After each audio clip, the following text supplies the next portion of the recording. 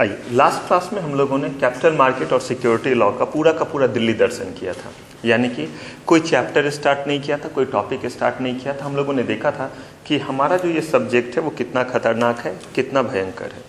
इसमें expert level of knowledge लिखा हुआ है। इसका मतलब इसमें आपको एक एक चीज़ों को टेक्निकली देखना पड़ेगा और सारी चीज़ों को कंसेप्चुअली समझना पड़ेगा। रीज़न, मैंने आप लोगों को क्वेश्चन भी दिखलाया था और क्वेश्चन का पैटर्न बतलाया था, जिसमें आप लोगों ने देखा था कि कुछ क्वेश्चन 8 मार्क्स के, कुछ 5 मार्क्स के, कुछ 2 मार्क्स के, कुछ 1.5 भी है। जैसे 3 मार्क्स का क्वेश्चन और डिस्टिंग्विश करने के लिए दे दिया। इसका मतलब एक क्वेश्चन तो उसमें 2 पार्ट हो गए, तो वो आपका 1.5 मार्क्स का हो गया। जब भी आपसे छोटे क्वेश्चन पूछे जाते हैं, इसका मतलब है कि वो आपसे कंसेप्चुअल क्लैरिटी देखना चाहते हैं कि आपको वो पता है या नहीं। उसमें अगर आप अपने दिल के बातों को लिखना शुरू करेंगे, इमोशनल होकर के लंबा लंबा लिखना, जो कि बताया जाता है कि इतना लिखोगे तो इतना मार्क्स आएगा, थोड़ा सा उलट गया है समय। अगर आप चीज़ों को टैक्टफुली लिखते हैं, सिर्फ 2 लाइन लिखेंगे, you will get the complete marks. But you are writing enough and there is nothing to grasp over that, तो आप कुछ भी आपको नहीं मिलेगा। तो यहाँ हमने जो पूरा का पूरा अपना जो है वो सिलेबस देखा था कि ये 2 पार्ट में है, पार्ट ए और पार्ट बी।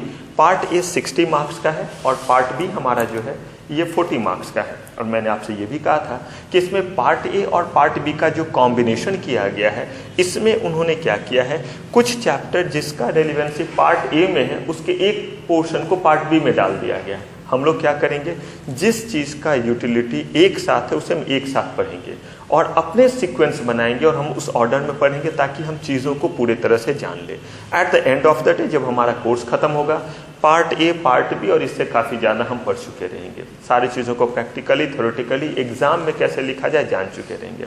हम लोगों ने इसमें यह भी देखा था कि क्वेश्चन का अभी जो पैटर्न रहता है वो इस अकॉर्डिंग बटा हुआ है।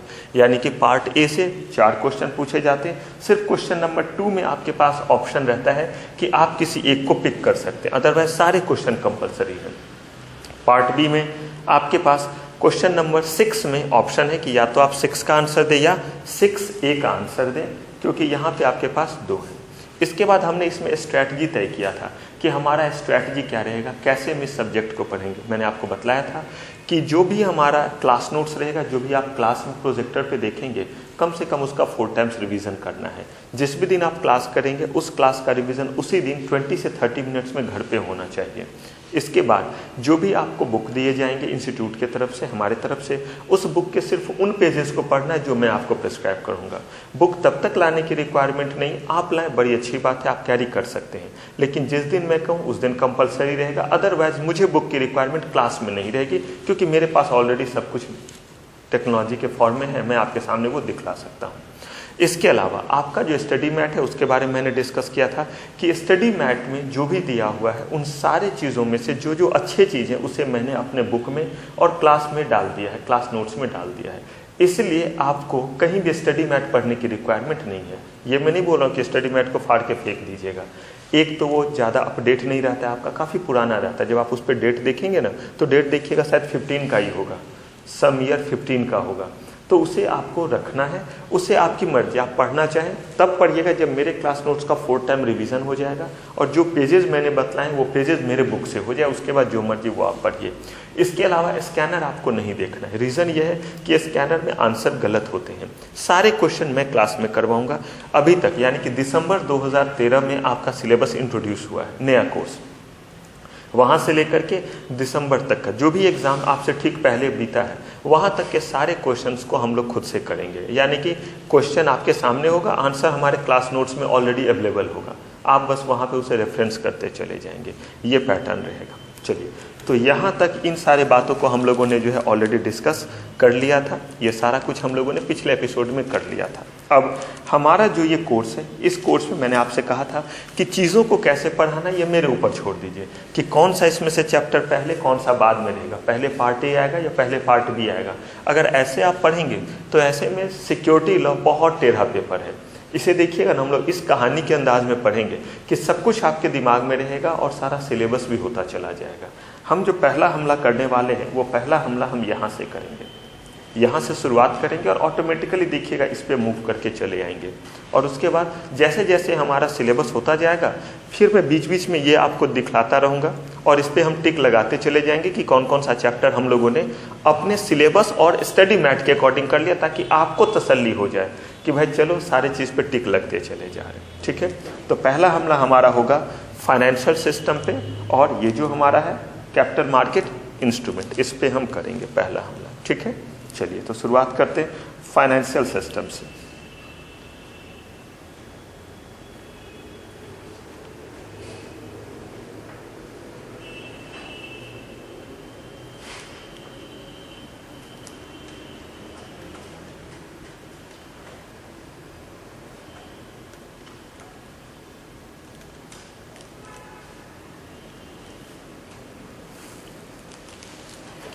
आइए, financial system and instrument.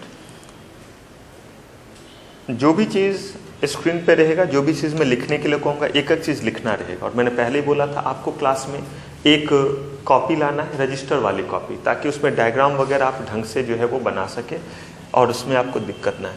Financial system and instrument, इस चीज़ को पढ़ने से पहले थोड़ा सा नॉर्मल डिस्कशन करते हैं। मैंने आपको पूरा सिलेबस कहानी के फॉर्म में बतलाया था लास्ट क्लास में, उसके सबसे पहले चीज़ को पिक करते हैं, एक नॉर्मल डिस्कशन से फिर शुरुआत करते हैं। अगर मान लीजिए कि किसी कंपनी नाम सुना है, बाकी बहुत डिटेल में आप कंपनी लॉ के बारे में देखेंगे कि कंपनी क्या होता है, कैसे बनता है। वैसे इतना तो पता होगा कि बिजनेस करने के बड़े सारे तरीके हैं। एक हुआ कि अगर मान लीजिए कि मुझे नहीं, मैं तो गरीब आदमी, ब्लू, ये जो है वो मालदार असामी, इनके पास बहुत पैसा।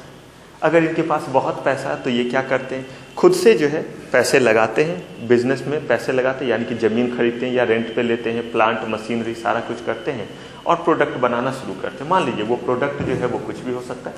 इन्होंने जो है वो मार्कर बनाना ही शुरू किया, तो मार्कर या पेन बनाना इन्होंने शुरू किया, तो इन्होंने प्लांट मशीनरी लगाए, काम करना शुरू किया। अगर मान लीजिए कि इनके पास उतना पैसा अकेले नहीं है, तो ये क्या करते हैं, ये जो है वो लाल बादशाह को अपने साथ ले लेते। वैसे ये ग्रीन में है, लेकिन इनका नाम, पूरा नाम लाल बादशाह है। तो ये जो है वो इनके साथ मिलते हैं और इनके साथ मिलकर के बिजनेस शुरू करते हैं। मान लीजिए इन्होंने लगाया कुछ पैसा, 1 करोड़ उन्होंने लगाया, 2 करोड़ आ गया, दोनों ने मिलकर के बिजनेस शुरू कर लिया। इसी को पार्टनरशिप फर्म हम कहते हैं। तीसरा ये भी हो सकता है कि दोनों मिलकर के क्या करते हैं, कहते हैं कि हमें और भी लोगों की रिक्वायरमेंट है, तो क्यों ना हम लोग सब डायरेक्टर बन जाए। और ये क्या करते हैं, ब्लू, लाल बादशाह और ग्रे, ये तीनों मिलकर के जो है डायरेक्टर बन जाते हैं।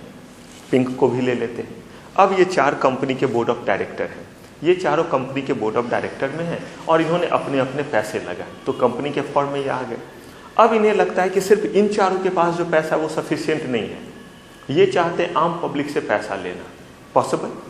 तो ये आम पब्लिक से पैसा ले सकते हैं, ये चाहे तो बैंक से कर्ज ले सकते हैं ना। तो ऐसे ही जब भी कंपनी को, हम बात करेंगे कंपनी के बारे में, और जो भी हम सिक्योरिटीज लॉ में पढ़ रहे हैं ये तभी आपका एप्लीकेबल है जब आपकी कंपनी जो है वो मार्केट में जाकर के पैसे ले। मार्केट में जाकर के पैसे ले मतलब लोगों से पैसे ले। लोग क्यों पैसे देंगे इन्हें? क्योंकि लोगों के पास आइडल मनी है। आइडल मनी वो मनी होता है जिस मनी की तत्काल आपको रिक्वायरमेंट नहीं है, वो कहीं ना कहीं आपको रखना है। तो आप क्या चाहेंगे कि वो पैसा आपका क्या हो जाए, इंक्रीज कर जाए। उसी पैसे को हम आइडल मनी कहते हैं। अब आपके पास पैसा है, आप जो है उस कंपनी के बारे में जानते हैं, उस कंपनी के प्रोजेक्ट को देखते हैं और आपको लगता है कि नहीं, ऐसे जो मैंने पैसे रखे हैं इससे अच्छा अगर मैं इस कंपनी में इन्वेस्टमेंट कर दूं तो मुझे रिटर्न क्या मिलेगा, ज़्यादा मिलेगा। और इतना छोटा सा बात तो मैं बड़े आराम से समझ में आता है। घर में भी जब हमारे पास अपने पैसे थोड़े ज़्यादा हो जाते हैं, मतलब पॉकेट खर्च वाले पैसे जमा होते हैं ना, आप लोग नहीं करते हैं, करते ही होंगे तभी तो आप लोग चीज़ों को लेते हैं। हम लोग को भी पैसे मिलते थे, हाँ आप लोग को ज़्यादा मिलते होंगे, हम लोग को थोड़े कम मिलते थे उस समय, क्योंकि मैं हूँ बूढ़ा व्यक्ति तो उस समय पैसे भी थोड़े कम मिलते थे। हाँ, फिर पैसे का इंपॉर्टेंस भी थोड़ा ज़्यादा था। तो हम लोग को जो पैसे मिलते थे, जब पैसे थोड़े ज़्यादा हो जाते थे तो पापा हम लोगों से कर्ज लेते थे। मतलब पापा के ही पैसे थे, लेकिन वो जो हमें देते थे वो अंत में महीने वगैरह में जब दिक्कत होने लगी, या हो सकता है हमें वो एक हैबिट दिलाना चाहते हों कि पैसे लिमिटेड है या आपके पैसे इंक्रीज भी हो सकते, जो भी हो, तो वो हमसे ही पैसे लेते थे। और अगर हम लोग 100 देते थे तो बोलते थे ठीक है, जिस दिन सैलरी मिलेगा 110 देंगे, बस इतने का ही डील होता था। भाई अच्छी बात है ना, 10%। अब सोच करके लगता है कि पापा जैसे ही लोग मिल जाए और 10-15 दिनों में पैसे अगर 10% हो जाए तो कितनी अच्छी बात होगी। जो भी पैसे हैं सब वैसे लोगों को ही दे दें। अब वो पैसे मेरे पास ऐसे ही रखे हुए थे, अगर मैंने पापा को दे दिया तो वो 10% के साथ मिलता था। जब तक नहीं देते थे तब तक तो हर दिन कुछ बात होती थी, मेरे पैसे भी आपके पास ही हैं। अगर मम्मा ने ले लिया तब तो मत पूछिए, पापा से तो थोड़ा डर के भी बात करते थे। मम्मा ने लिया है तो मम्मा ने अगर कभी डांट दिया, मेरे पैसे दे दो, पहले मेरे दे दो, मतलब पहले तो दे दो, जैसे कि सारा खर्चे अपना खुद से उठा रहे और वो पैसे दे करके हमने बहुत बड़ा एहसान किया।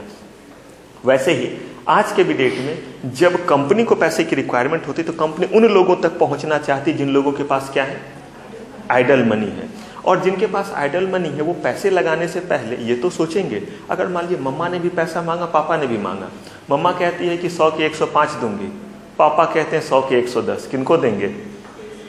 पापा को। उस समय इमोशन नहीं आता है, उस समय ये नहीं कि मम्मा जो है वो बहुत लड़ झगड़ के पैसे दिलाती है, बहुत बचाव भी कर देती है कभी कभी, तो वो सब भूल जाते, कहते जहाँ से रिटर्न ज़्यादा होगा मैं तो ऐसे ही करता था, क्योंकि मैं तो इसीलिए मम्मा को कम देना चाहता, क्योंकि मेरे पैसे जो मम्मा लेती थी वो नहीं मिलता था, क्योंकि मैं मम्मा सन था, मुझे भी बहुत ज़्यादा मिलता था, तो मैं नहीं मांगता था। और नहीं मांगता था तो मम्मा भी सोचती थी छोड़ो, जो आ गया आ गया। हाँ, दूसरे तरीके से मिल जाता था, मम्मा जब पापा के पॉकेट से कुछ मारती थी तो मैं देख लेता था, तो उस केस में मेरा भी कुछ परसेंटेज मुझे मिल जाता था। या फिर जो कुछ डब्बे वगैरह में रहते थे तो उसमें से जब निकलता था जीरे के डब्बे में, कुछ किसी डब्बे में, तो ठीक है ज़रूरत है तो उस पर मेरा हक रहता था। छोटा भाई था ना तो उसे तो दबा देते, चल ये सब मेरा काम है, तू उधर रह, मैं ये सब देखूंगा, मतलब घर का मैनेजमेंट मैं संभालूंगा। अब अगर मान लीजिए कि जिनके पास आइडल मनी मेरे पास था तो मैंने देखा मुझे कौन रिटर्न ज़्यादा दे रहा है, ऐसा ही तो पब्लिक है। अगर हमारे पास कंपनी देखे तो इस समय हज़ारों कंपनी है, हज़ारों कंपनी, 10,000 के आसपास तो लिस्टेड कंपनी है, मतलब जिनके शेयर्स मार्केट में अवेलेबल है। अब अगर मान लीजिए कि उन लोगों ने पैसे लगाने सोचे जिनके पास आइडल मनी है, तो वो क्या देखेंगे कि जो कंपनी ज़्यादा अच्छी है, जिनके जो है बिजनेस ज़्यादा जो है वो ग्रो करेंगे, वहाँ वो पैसा लगाना चाहेंगे, क्योंकि जिनका बिजनेस ज़्यादा ग्रो करेगा वही तो ज़्यादा रिटर्न भी देगा। इसका मतलब ये हुआ कि जब भी हमारे पास आइडल मनी रहेगा तो हम ऐसे बंदे की तलाश में होंगे जिन्हें पैसे की रिक्वायरमेंट हो, और वो जो है हमें ज़्यादा से ज़्यादा क्या करे, रिटर्न दे। इसी तरह से जो कंपनी है, जिस कंपनी को लगता है कि ये प्रोजेक्ट बहुत अच्छा है लेकिन उनके पास पैसे नहीं है, तो वो कहाँ पहुँचना चाहेंगे? उन लोगों तक जहाँ लगता है कि क्या है, आइडल मनी है, जहाँ लगता है कि पैसे जो है रखे हुए वहाँ से पैसे मिल सकते हैं। तो यही जो चीज़ है, एक बंदे को पैसे की रिक्वायरमेंट है और दूसरे बंदे को किसी ऐसे प्रोडक्ट की रिक्वायरमेंट है जो प्रोडक्ट उनके पैसे को क्या करे, अप करे या डाउन, अप करे। इसका मतलब एक कोई है जो प्रोडक्ट की तलाश में है और एक कोई है जो अपना प्रोडक्ट बेचना चाह रहा है। प्रोडक्ट का मतलब किसी भी फॉर्म में, ताकि जो है पैसे आए। तो अब अगर मान लीजिए कि आपको जो है कोई सामान चाहिए तो आप कहाँ जाते हैं? नॉर्मली कोई सामान मार्केट जाते हैं। अगर पेन खरीदना है तो पेन जिस दुकान में मिलेगा वहाँ जाएंगे। अगर आपको मोबाइल खरीदना है तो इलेक्ट्रॉनिक शॉप में जाएंगे। अगर आपको जो है वो दवा खरीदना है तो कहाँ जाएंगे? केमिस्ट के दुकान में जाएंगे। ये सब कहाँ कहलाता है? ये सब मार्केट में। फल खरीदना है तो मार्केट में जाते हैं, लेकिन फल मंडी या सब्जी मंडी जाते हैं। इसका मतलब है कि जैसा प्रोडक्ट आपको चाहिए वैसे तरह के आप कहाँ जाते हैं? मार्केट में। इसका मतलब जिस बायर के पास पैसा है वो बायर कहाँ पहुँचेगा? मार्केट में पहुँचेगा, क्योंकि मार्केट में कौन कौन अवेलेबल है? सेलर और सब दोनों मिल कहाँ रहा है? मार्केट में। तो इसका मतलब मार्केट में आपको तीन चीज मिलता है। क्या क्या मिलता है? सबसे पहला चीज मार्केट में जो अवेलेबल है वो क्या है? प्रोडक्ट। एक आपका क्या है? सेलर। और दूसरा, ये तीन लोग हैं और ये तीन लोग मिलेंगे कहाँ? मार्केट में। अब आपके जो है ये प्रोडक्ट जो है, ये प्रोडक्ट क्या क्या हो सकते हैं? कुछ भी हो सकता है।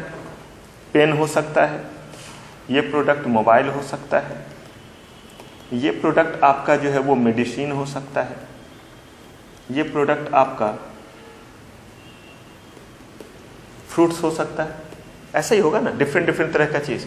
लेकिन जिस सामान की आपको रिक्वायरमेंट रहेगी आप उसी से रिलेटेड मार्केट में जाएंगे, या दवा के दुकान में जाकर के फल खरीदेंगे। मस्त देगा वो, जाइएगा और बोलिएगा 2 kg एप्पल दे दो, वहाँ से एक स्ट्रिप लाएगा और बोल देगा मेरे तरफ से फ्री है, खा लेना, भगवान करे तुम्हारा दिमाग जल्दी ठीक हो जाए। मार्केट में आप गए हैं, लेकिन आपको पहुँचना कहाँ चाहिए? किस मार्केट में? रेलिवेंट मार्केट में। तो मार्केट वर्ड कहें तो ये अप्रोप्रिएट नहीं होगा, बल्कि होना क्या चाहिए, रेलिवेंट मार्केट। तो अगर सब्जी खरीदना है तो सब्जी वाले मार्केट में जाएंगे, that is your relevant market. जहां पे बेचने वाला बंदा होगा, आप खरीदने वाले होंगे, उसे बेचने की इच्छा होनी चाहिए और आपके पास क्या होना चाहिए, पोटेंशियल, पैसे होने चाहिए और उसके पास क्या होना चाहिए, विलिंगनेस, कि मुझे ये सामान क्या करना है, बेचना है। देखते हैं कभी कभी सब्जी वाले के पास सब्जी रहेगा लेकिन वो आपको नहीं देगा। रीजन, थोड़ा सा टमाटर बचा, रामदीन मान लीजिए बेच रहा है, सब्जी बेच रहा है, लेकर के बड़ा वाला ठेला आया था टमाटर का, थोड़ा सा बच गया, अब आप कह रहे कि भाई टमाटर दे देना। तो कहते, पहले आपने पूछा कैसे, तो बोला कि 30 या 40 रुपए केजी। आपने बोला ठीक है दे दो आधा केजी। वो कहता है नहीं सर नहीं, आप खत्म हो गया। तो कहते नहीं वो तो है। तो कहता है नहीं सर वो नहीं बेचना है। क्यों नहीं बेचना है? तो राम दुलारी ने कहा कि थोड़े भाई टमाटर बचा करके लाना, घर पे मटर पनीर बनाना है। तो अब उसे बेचना नहीं है, तो इसका मतलब विलिंगनेस नहीं है उसमें। तो विलिंगनेस होना चाहिए किसमें, सेलर में, और बायर में विलिंगनेस होना चाहिए या पोटेंशियल? पोटेंशियल है। विलिंगनेस तो इतना है कि मुफ्त में कोई दे तो पूरा बाजार घर पहुंचा दे, नहीं है, तो पोटेंशियल होना चाहिए। अब ऐसे ही हमने क्या किया कि देखा कि सेलर में होना चाहिए विलिंगनेस और बायर में पोटेंशियल, और दोनों मिलेंगे किस मार्केट में, रेलिवेंट मार्केट में। सब्जी वाले सब्जी मार्केट में, केमिस्ट जो है मेडिसिन के लिए कहाँ पे, केमिस्ट के दुकान पे। ऐसे ही जब हम बात करते हैं कि एक बायर एक सेलर मार्केट, इसका मतलब कोई ना कोई एक सिस्टम बना हुआ है। ये तीन लोग मिले कहाँ, एक सिस्टम के तहत कि मार्केट में जाएंगे, प्रोडक्ट मिलता है, वहां पे बायर होते हैं और सेलर होते हैं। अब हमारा काम यहाँ पे जो है वो कुछ अलग है। इस बार हमारा प्रोडक्ट फाइनेंशियल इन नेचर है। ध्यान से सुनिएगा बात को, फाइनेंशियल इन नेचर, क्योंकि ये सारा बात जो कह रहे हैं इसी चीज पे आपका पूरा जो है वो सिक्योरिटीज मार्केट का बेस बनना है। तो be very very very very very very attentive. अब देखिए, अगर हम बात करें कि किसी को पैसे की रिक्वायरमेंट है और किसी के पास पैसे आइडल पड़े हुए, तो ये फाइनेंस नहीं कहलाता है। फाइनेंस का मतलब होता है कि कोई ऐसा तरीका जिससे आपके पास पैसे आ जाए। आप लेमन टर्म में सुनते होंगे कि मुझे फाइनेंस कर देंगे, ऐसा वर्ड सुने हैं? कभी कोई कहता है कि थोड़ा फाइनेंशियली मेरी मदद करेंगे, कुछ पैसे फाइनेंस करेंगे। इसका मतलब ही हुआ कि आप मुझे कुछ पैसे देंगे या मुझे फाइनेंशियली किसी तरह का सपोर्ट देंगे, मतलब पैसे से हो गया। तो अगर हम कहें कि जो भी ट्रांजैक्शन हो जहां पे किसी न किसी तरह से पैसा इन्वॉल्व हो, तो उसी चीज को हम कहते हैं फाइनेंशियल मार्केट। अब हमारा जो हमला होगा वो होगा फाइनेंशियल मार्केट पे। क्यों? क्योंकि हमारे केस में यहाँ पे जो प्रोडक्ट होगा वो प्रोडक्ट जो है वो पेन पेंसिल नहीं होगा, बल्कि क्या होगा, हमारा प्रोडक्ट होगा इक्विटी शेयर, हमारा प्रोडक्ट होगा प्रेफरेंसेस शेयर्स। घबराइएगा नहीं, ये सब पढ़ाने वाला हूँ। प्रेफरेंसेस शेयर्स, हमारा प्रोडक्ट होगा डिवेंचर, हमारा product various kind of bond होगा, हमारा प्रोडक्ट ट्रेजरी बिल होगा, हमारा प्रोडक्ट कमर्शियल पेपर होगा, सर्टिफिकेट ऑफ डिपॉजिट, इस तरह का प्रोडक्ट होगा। और इन्हीं प्रोडक्ट को हम कहते हैं सिक्योरिटीज और इंस्ट्रूमेंट। हमारे सब्जेक्ट में उसको कहते हैं सिक्योरिटीज और इंस्ट्रूमेंट। यहाँ पे हमने क्या नाम दिया, कोलोकियल टर्म में, आम बोलचाल में प्रोडक्ट कहते हैं, और इस सब्जेक्ट में उसको हम क्या कहते हैं, सिक्योरिटीज और इंस्ट्रूमेंट कहते हैं। और हमारा जो ये मार्केट है, ये मार्केट हमारा जो है हमारे केस में क्या कहलाता है, फाइनेंशियल मार्केट। अब इन्हीं चीजों को हम जो है वो क्या करने वाले, गैदर करने वाले और अपने सब्जेक्ट को प्रोसीड करने वाले। चलिए, कंपनी को पैसे की रिक्वायरमेंट है, इसका मतलब कंपनी को पैसे की रिक्वायरमेंट, तो कंपनी किसी न किसी तरह का प्रोडक्ट इशू करेगा, तभी तो उसके पास पैसा आएगा। या तो इक्विटी शेयर, प्रेफरेंस शेयर, कुछ तो देगा लोगों को, तभी तो लोग उन्हें पैसे देंगे। या वो बोलेगा दे दो पैसे ऐसे करके और लोग उसे दे देंगे, नहीं मिलने वाला है। तो वो कहेगा पैसे दो, तो लोग कहेंगे कि हमें कोई प्रोडक्ट दो, और यही प्रोडक्ट हमारा क्या होगा, equity shares, preferences shares. Depend करता है कि क्या वो इशू कर रही है। तो जहां पे कंपनी के पैसे की जरूरत पूरी होती है उस मार्केट को हम कहते हैं फाइनेंशियल मार्केट। कौन सा मार्केट, फाइनेंशियल मार्केट, क्योंकि उस मार्केट में जाकर के कंपनी जो है अपने पैसे की जरूरत पूरा करती है, यानी कि लोगों के बीच में तरह तरह के इंस्ट्रूमेंट जारी करती है, और लोग उन इंस्ट्रूमेंट को अच्छे तरह से जांचते हैं, परखते हैं, इन्वेस्टिगेट करते हैं, उस पर हर तरह से अपना एनालिसिस करते हैं। अच्छा लगता है तो उसमें क्या करते हैं, वो पैसे लगाते हैं। अब देखिए, अगर हम कहें कि कंपनी के पास पैसे कैसे आएंगे, तो कंपनी को जाना कहां पड़ेगा, फाइनेंशियल मार्केट। तभी वहां उसे क्या मिलेगा, तभी उसे इन्वेस्टर मिलेगा, जिसको हम बायर कहते हैं। उसी को जो CMSL क्या कहता है, हमारा सब्जेक्ट क्या कहता है, इन्वेस्टर। तभी उसे इन्वेस्टर मिलेगा। अब अगर उसे इन्वेस्टर की रिक्वायरमेंट है तो वो जाएगा मार्केट में, जिसका नाम है फाइनेंशियल मार्केट।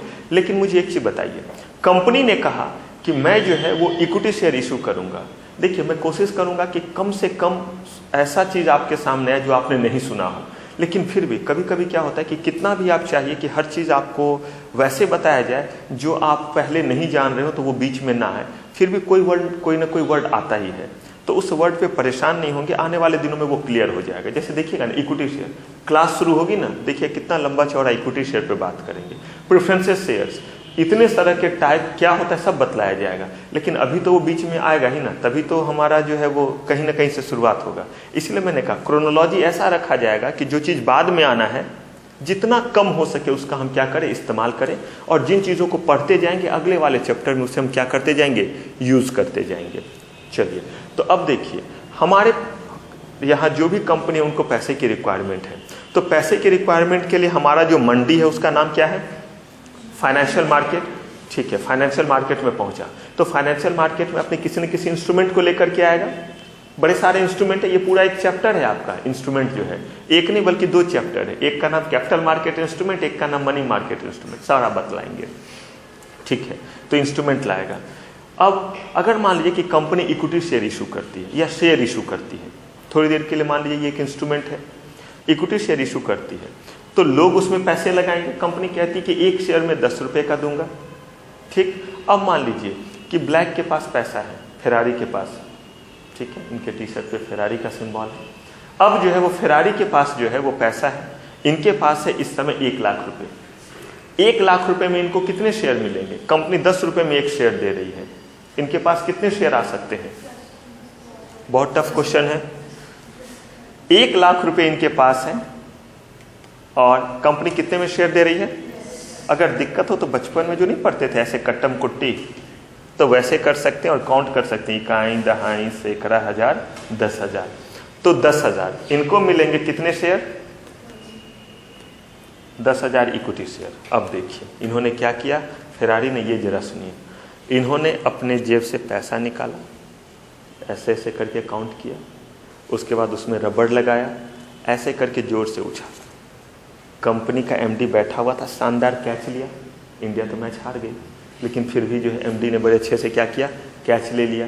कैच लेने के बाद उन्होंने शेयर सर्टिफिकेट बनाया, उस पर लिखा कि फेरारी के नाम से कंपनी 10,000 इक्विटी शेयर क्या कर रही है, इशू कर रही है। उस शेयर सर्टिफिकेट को शानदार जहाज बनाया जो बचपन में बनाते थे, ऐसे ऐसे करके रगड़ के, हम लोग भी जो फूकते थे अच्छे से करके उड़ाया, इनके पास आ गया और ये अपने पास रख लेते हैं। ऐसे होगा? क्या लगता है कि ये फिजिबल मोड है? नहीं। इसका मतलब कहीं ना कहीं तो बीच में कुछ और भी लोग होंगे जिनके मदद से इनका पैसा कंपनी तक पहुंचेगा और कंपनी का वो जो शेयर सर्टिफिकेट है वो किन तक पहुंचेगा, इन तक पहुंचेगा। होना चाहिए ना कोई सिस्टम, कोई ना कोई एक व्यवस्था, कोई ना कोई इंतजाम, कुछ ना कुछ लोग होने चाहिए। उन लोगों को कहते हैं इंटरमीडिएरीज। बड़ा सिंपल सा चीज़ है, आसान शब्द में उसे बिचौलिया कहते हैं। अगर आप मार्केट में अगर मकान खरीदने जाइए या रेंट पे लेने के लिए जाइए या ज़मीन खरीदने के लिए जाइए तो आप देखते हैं बीच में ब्रोकर होते हैं, इंटरमीडिएरीज तो है। इंटरमीडिएरीज का मतलब जो बीच में है, उनका प्रॉपर्टी नहीं होता है, लेकिन जिनका प्रॉपर्टी है वो भी उनसे मिलते हैं और जिनके पास पैसे वो भी उनसे मिलते हैं और दोनों को वो मिलाने का काम करता है। तो ऐसे ही कुछ इंटरमीडिएरीज होंगे।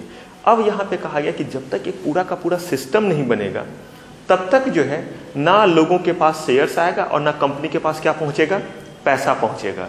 तो इसी सिस्टम को नाम दिया गया फाइनेंशियल सिस्टम। तो फाइनेंशियल सिस्टम एक ऐसी व्यवस्था है जिसके मदद से, एक ऐसा अरेंजमेंट है, एक ऐसा आर्किटेक्चर है जिसमें सारे के सारे वो चीज मौजूद हैं जिससे लोगों के आइडल मनी, मतलब लोगों के पास जो अपने सेविंग्स है वो पहुंचेंगे उनके पास जिनको इस समय बड़े अच्छे प्रोजेक्ट हैं और उनको पैसे की रिक्वायरमेंट है। अब इस बीच में जो भी चीज आएंगे वो क्या कहलाएगा, वो कहलाएगा फाइनेंशियल सिस्टम। मतलब वो सारे चीज जो मिलकर के कंपनी के फाइनेंस के जरूरत को पूरा करेगी वो कहलाएगी फाइनेंशियल सिस्टम। इतना तो आपको लगता होगा कि जब हम वर्ड सिस्टम बोलते हैं इसका मतलब है कि सिस्टम बड़े सारे चीजों से मिलकर के बनता है। अब आप सोचिए ना जरा, जब हम कहते हैं बैंकिंग सिस्टम तो इसका मतलब क्या है, आप और एसबीआई। सोचिए कितना सारा चीज है, इंटरनेट होता है, इसके लिए जो कोई ना कोई इंटरनेट सर्विस प्रोवाइडर होगा जो आपको इंटरनेट पैकेज देता होगा। इसी तरह कंपनी को मदद करता होगा कोई। कंपनी में कितने सारे चीज़ हैं, एटीएम है, एम्प्लॉय है, सारे के सारे चीज़ हैं। इसके ऊपर आरबीआई है जो उनको क्या करती है, रेगुलेट करती है कि हमारे साथ कोई फ्रॉडलेंट एक्टिविटी ना हो। इन सारे चीज़ों को ही मिला करके तुम सिस्टम कहते नहीं कहते। आज के डेट में इंडिया में बैंकिंग सिस्टम बड़ा अच्छा है। क्यों बोलते हैं बैंकिंग सिस्टम? बैंक बोलो ना बड़ा अच्छा है। अगर हम बैंक बोलेंगे तो मतलब होगा state Bank of India, Punjab National Bank, ICICI bank, HDFC. लेकिन हम कहते हैं बैंकिंग सिस्टम मतलब जो भी आपका पैसा है वो पैसा किस तरीके से कहीं पे डिपॉजिट हो सकता है, वो सारा कुछ जो है वो बैंकिंग सिस्टम के तहत आता है। आपका कर्ज लेना बैंक से, बैंक का आपको कर्ज दिया जाना, बैंक के ऊपर आरबीआई का control, this all are what part of banking system. हम भी बैंकिंग सिस्टम के पार्ट हुए, क्लाइंट भी पार्ट हुआ, आरबीआई भी हुआ रेगुलेट करने के लिए, और State Bank of India, Punjab National Bank, ICICI Bank, आपका एचडीएफसी, कोटक महिंद्रा, ये सब क्या हुआ, यही उसका पार्ट हुआ। तो इसी तरह से जब हम कोई सिस्टम कहते हैं, इसका मतलब सिस्टम बड़े सारे चीज़ों से मिलकर के बनता है, तभी तो उसका नाम क्या पड़ता है, सिस्टम कहते हैं। जैसे हम कहते हैं ना कि यहाँ का सिस्टम ही खराब है, नहीं कभी कभी सुनते हैं, चाहे वो इंस्टीट्यूट हो, जब आपको आईसीएसआई भी गए, अगर कोई चीज़ अच्छा नहीं लगा तो तुरंत कहते हैं यहाँ का सिस्टम ही खराब हुआ। क्यों? गर्मी के समय में क्या और गलती से कहीं कूलर बंद था पानी वाला, तो कहते हैं यहाँ का सिस्टम ही खराब है। ये क्यों बोला? ये बोलिए ना कूलर खराब है। अब डिपेंड करता है, अगर आप कहेंगे कूलर खराब है तो इसका मतलब एक पार्ट सिर्फ आपने कहा कि इस चीज में प्रॉब्लम है। जब आप कहते हैं सिस्टम खराब है, इसका मतलब आपने बहुत बड़ी चीज पे कमेंट किया है और आपने वहां के पूरे जो है मैनेजमेंट पे कमेंट किया। तो वैसे ही जब हम कहते हैं फाइनेंशियल सिस्टम, तो इसका मतलब है कि वो सारा का सारा इंतजाम, वो सारे के सारे चीज जिससे लोगों का पैसा जो कि आइडल पड़ा हुआ है वो पहुंचे किस तक, कंपनी तक जिसको पैसे की रिक्वायरमेंट है। और कंपनी जिसको पैसे की रिक्वायरमेंट है वो डिफरेंट तरह के इंस्ट्रूमेंट, डिफरेंट तरह के सिक्योरिटीज लोगों तक पहुंचा करके अपने उस नीड को क्या करे, पूरा करे, उस पैसे को प्रोजेक्ट में लगाए और उस प्रोजेक्ट से जो इनकम आए उसका कुछ हिस्सा जो है यहां भी पहुंचे, किनके पास, जिन लोगों ने पैसे लगाए हुए हैं। अब ये सारा कुछ जिस चीज के जरिए होता है वो क्या कहलाएगा, हमारा फाइनेंशियल सिस्टम। इसका मतलब फाइनेंशियल सिस्टम का कुछ तो कंपोनेंट होगा।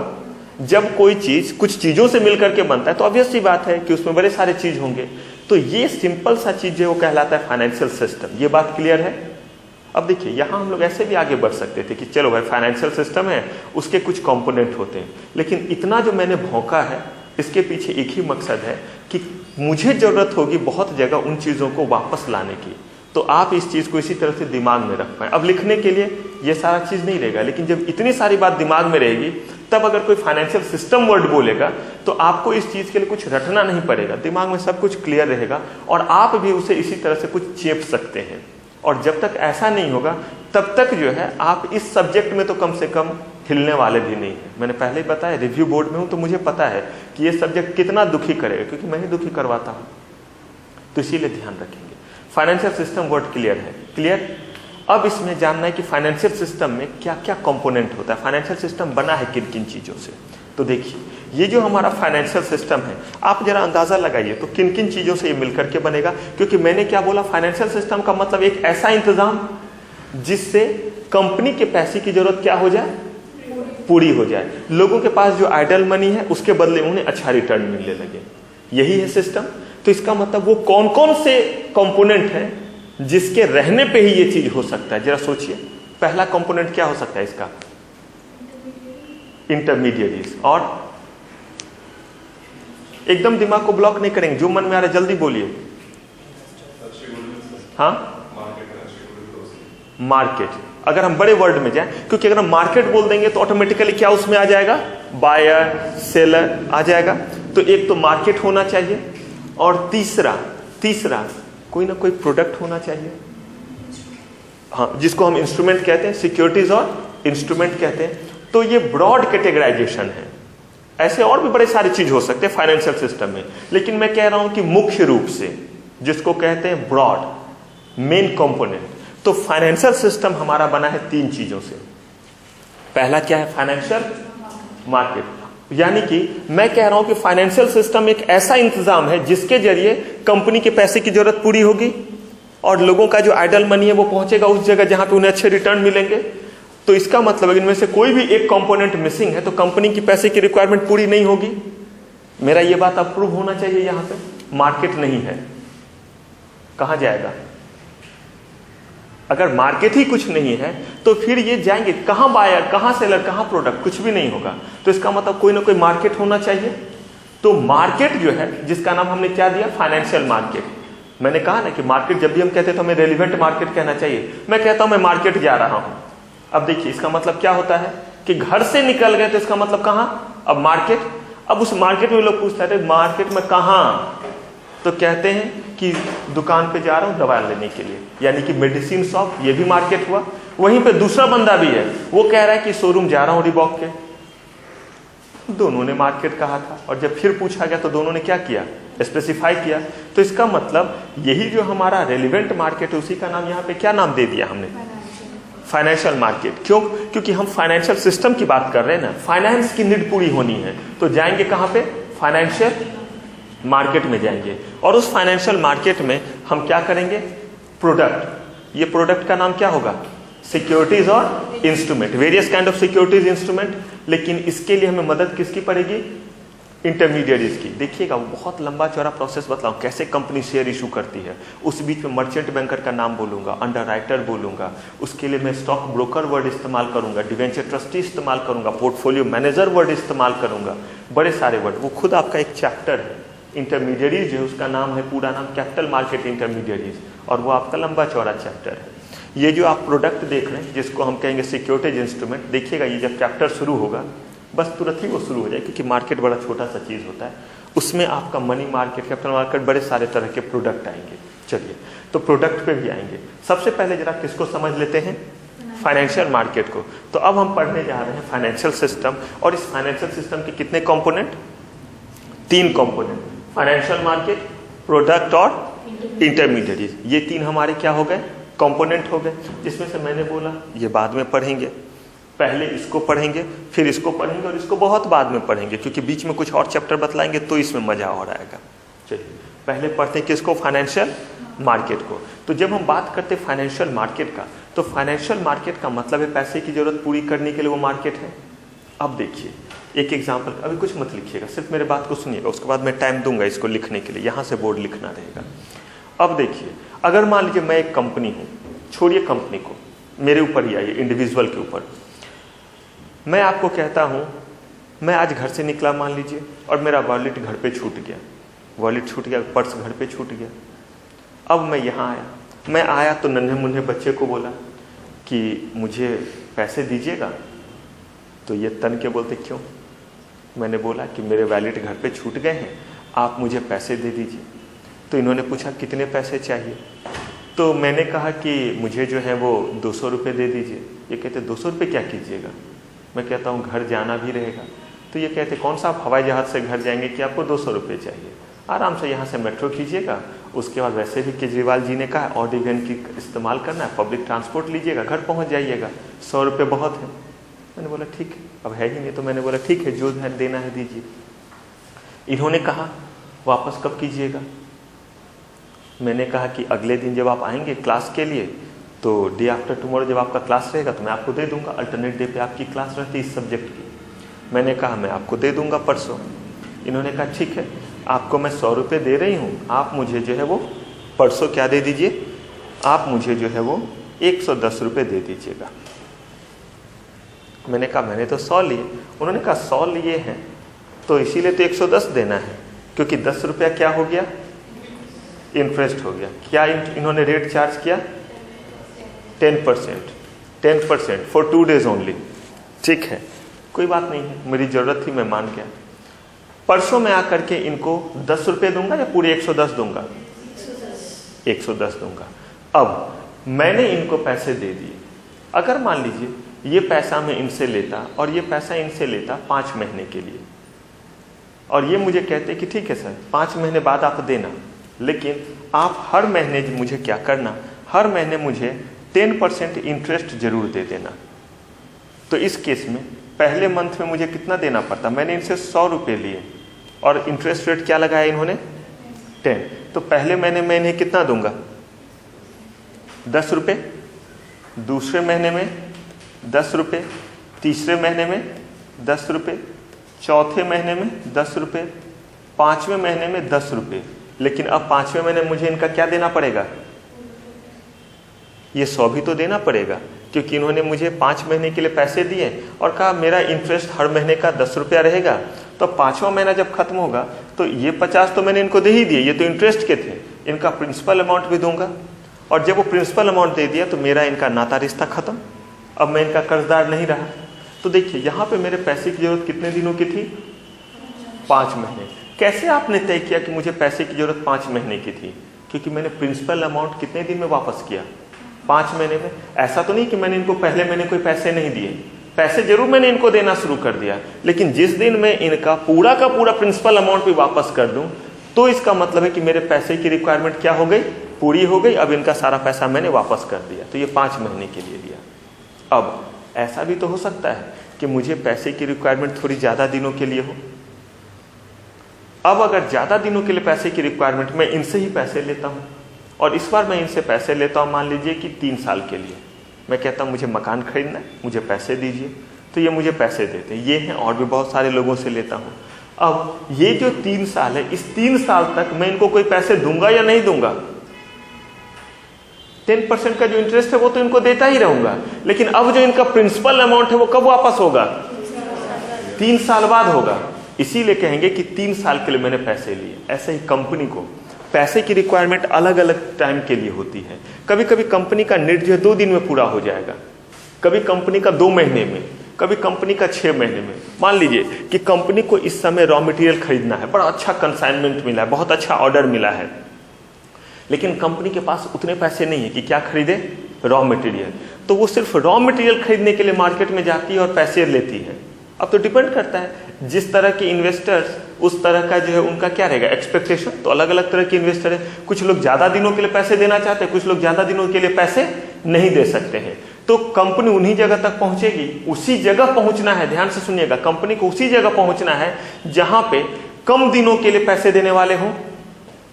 अब कंपनी पहुंची, उन्होंने कहा कि मुझे पैसे चाहिए 3 महीने के लिए। क्यों भाई? रॉ मटेरियल खरीदूंगा, उससे जो है वो प्रोडक्ट बनाऊंगा, और मेरे प्रोडक्ट का प्रोडक्ट साइकिल जो है, सुनेगा ना, प्रोडक्ट साइकिल, जितने टाइम में आपका रॉ मटेरियल किस में कन्वर्ट हो जाता है, फिनिश गुड्स में, वो प्रोडक्ट साइकिल हुआ। और उसके बाद उससे मैं क्या करूंगा, बेच दूंगा। तो 3 महीने के भीतर, यानी कि 2.5 महीने में मेरे पास पैसे चले आएंगे। सेफ साइड उसने 15 दिन और रखा और कहती है कि 3 महीने बाद आपके सारे पैसे आपको सूद समेत क्या कर दूंगा, वापस कर दूंगा।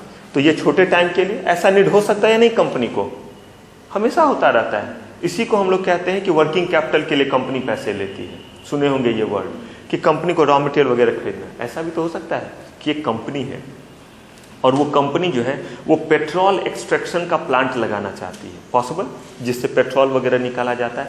इलेक्ट्रिसिटी जनरेशन का जो है वो प्लांट लगाना चाहती है। अब इन प्लांट्स में बड़े टाइम लगते हैं। सुना है ये चीज, ये सब चीजें जो बनती है, जैसे कि अभी आपका दामोदर वैली कॉर्पोरेशन बना था या कोई डैम बनता है, तो बड़े दिनों तक कंस्ट्रक्शन वर्क चलता है। पानी वगैरह को बड़े ऊंचाई पे, पहाड़ों पे इस तरह का कंस्ट्रक्शन करना पड़ता है कि वहाँ पे पानी जाएगा, फिर वहाँ बड़े तेजी से गिरता है, उसके बाद वहाँ डायनामाइट लगाया जाता है, वो घूमता है, तब वहाँ बिजली जनरेट होता है। मतलब इसमें बहुत ज़्यादा जो है आप क्या कहेंगे, कंस्ट्रक्शन वर्क है, बहुत टाइम लगता है। तो मान लीजिए उसमें टाइम ही लगना है 2 साल का बनाने में, कंस्ट्रक्शन वर्क में। बड़ा बड़ा प्लांट मशीनरी जो आपका बनता है, देखते हैं एक घर बनता है, अपना अंदाजा लगाइए ना, तो आप देखते हैं 6 महीने साल भर का समय लग जाता है। 1 स्टोरी 2 स्टोरी का बिल्डिंग रहता है तो 6-6 महीने लग जाते हैं। यहाँ पे इतना बड़ा फैक्ट्री बनना रहेगा, वहां भी तो समय लगेगा।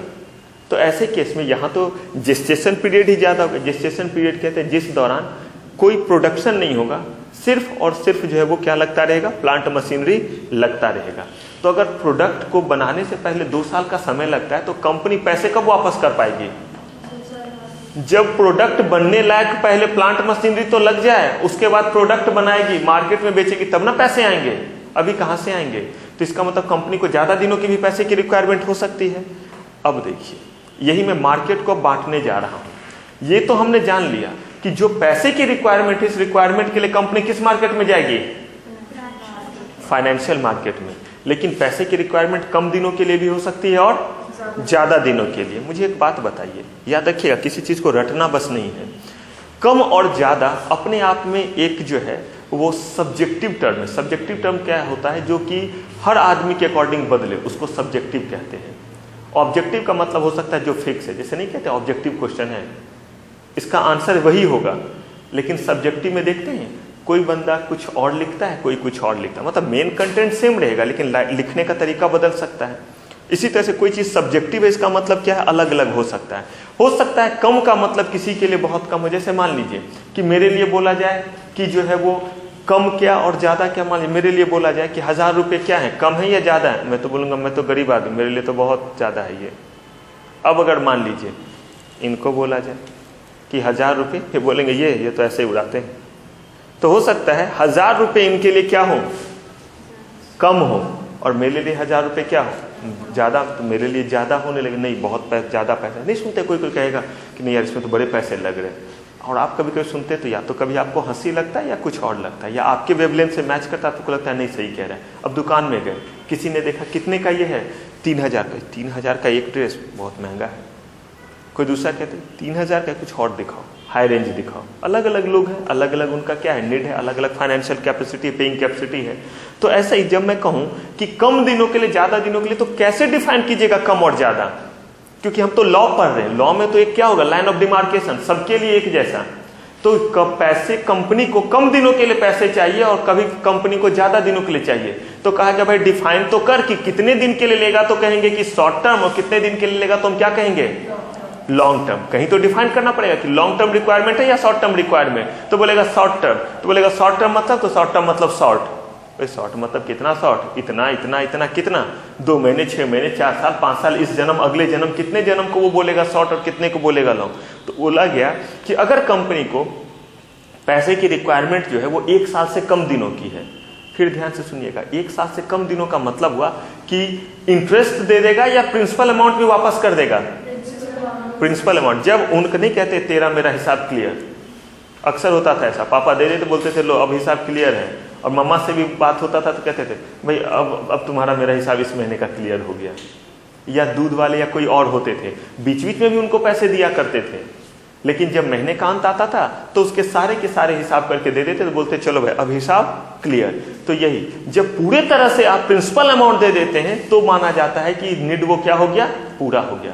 तो कंपनी को जब पैसे की रिक्वायरमेंट है और ये रिक्वायरमेंट 1 साल से कम दिनों की है, इसका मतलब है कि जिससे भी वो पैसा लेगा कितने दिनों में दे देगा, 1 साल से, 1 साल नहीं होना चाहिए, 1 साल का बाउंड्री टच नहीं होना चाहिए। अगर मैंने आज लिया है तो 364वें दिन तक दे दूंगा। हाँ, अब हो सकता है दूसरे दिन भी दूं तो क्या कहलाएगा, शॉर्ट टर्म, तीसरे दिन दूं तो शॉर्ट टर्म, 350th डे दूं तो भी शॉर्ट टर्म, लेकिन अगर 365th डे को दूं तो, 64th को दूं तो शॉर्ट टर्म। तो 1 साल से 1 दिन भी पहले तक का अगर मैं पेमेंट कर देता हूं तो इसका मतलब मेरा रिक्वायरमेंट क्या था, शॉर्ट टर्म। और अगर 1 साल से ज्यादा का है, 1 साल या 1 साल से ज्यादा का है, तो ये वर्ड इसीलिए मैं बोल रहा हूं, केस लॉ में आपको फंसाया जा सकता है, जानबूझ करके दे देगा, लिया इतने दिनों के लिए 1 साल में पे कर रहा है, क्योंकि 1 साल पे आपको कंफ्यूजन होगा। यहाँ पे बच्चे कंफ्यूज करते हैं कि 1 साल को शॉर्ट टर्म में डाले या लॉन्ग टर्म में, और इसी को जब केस लॉ बना देगा तो और उलझ जाइएगा। तो ध्यान रखिएगा, पहले ये चीज़ 1 साल तक था, बस अभी ताज़ा अमेंडमेंट हुआ, सेबी ने किया है। सेबी रेगुलेटरी बॉडी है। मैंने पिछले क्लास में पूरे सिलेबस को पढ़ाने के दौरान आपको बताया था कि सिक्योरिटीज मार्केट में नियम कानून बनाने वाले जो बॉडी है, जो चीज़ों को संभालते हैं, उनका नाम क्या है, सेबी है। तो अभी अभी उसमें जो चेंज आया उसमें उन्होंने कहा कि 1 साल से कम दिनों का अगर नीड है तो क्या कहलाया वो, शॉर्ट टर्म, और 1 साल या 1 साल से ज्यादा है तो लॉन्ग टर्म। अब देखिए, इसका मतलब है कि फाइनेंशियल मार्केट तो हमारे समझ में आ गया कि जिस मार्केट में जाकर के क्या मिलेंगे, कंपनी को जो है वो क्या मिलेगा, पैसा मिलेगा। शॉर्ट टर्म के लिए भी पैसा मिल सकता है और लॉन्ग टर्म के लिए। चलिए इस मार्केट को बांटते हैं। अगर कंपनी को शॉर्ट टर्म के लिए पैसे की रिक्वायरमेंट है तो हम कहते हैं कि वो जाएगा इस मार्केट के किस सेगमेंट में, मनी मार्केट में, क्योंकि यहां पे लेस देन क्या है, 1 ईयर, और यहां पे क्या हो, कैपिटल मार्केट का मतलब less than 1 year, more than 1 year, equal to और मोर देन 1 ईयर। तो इसका मतलब वो किस मार्केट में है, कैपिटल मार्केट में। एकदम ध्यान से सुनिएगा, मैंने कहा है आपको कि मार्केट में हमेशा क्या क्या मिलता है, क्या क्या होता है, बायर, सेलर और प्रोडक्ट। हमारे केस में बायर को क्या बोलते हैं, इन्वेस्टर। सेलर को क्या बोलते हैं, इशूअर, कंपनी इशूअर बोलते हैं। और जो हमारा प्रोडक्ट है उसको क्या कहते हैं, सिक्योरिटीज या इंस्ट्रूमेंट। यही दो नाम है इनका, सिक्योरिटीज और इंस्ट्रूमेंट। इसका मतलब चाहे वो कैपिटल मार्केट में जाए या मनी मार्केट में जाए, कोई ना कोई इंस्ट्रूमेंट तो इशू करना पड़ेगा, मतलब कोई ना कोई चीज तो देगा तब ना मिलेगा उसे पैसा। तो अगर वो कैपिटल मार्केट में जाएगा तो कैपिटल मार्केट इंस्ट्रूमेंट इशू करेगा, और मनी मार्केट में जाएगा तो मनी मार्केट। घबराइए नहीं, यहीं से आपका दो चैप्टर अलग हो जाएगा कि वो इंस्ट्रूमेंट कौन कौन से हैं। फिलहाल तो बस मार्केट पे ही रहिए।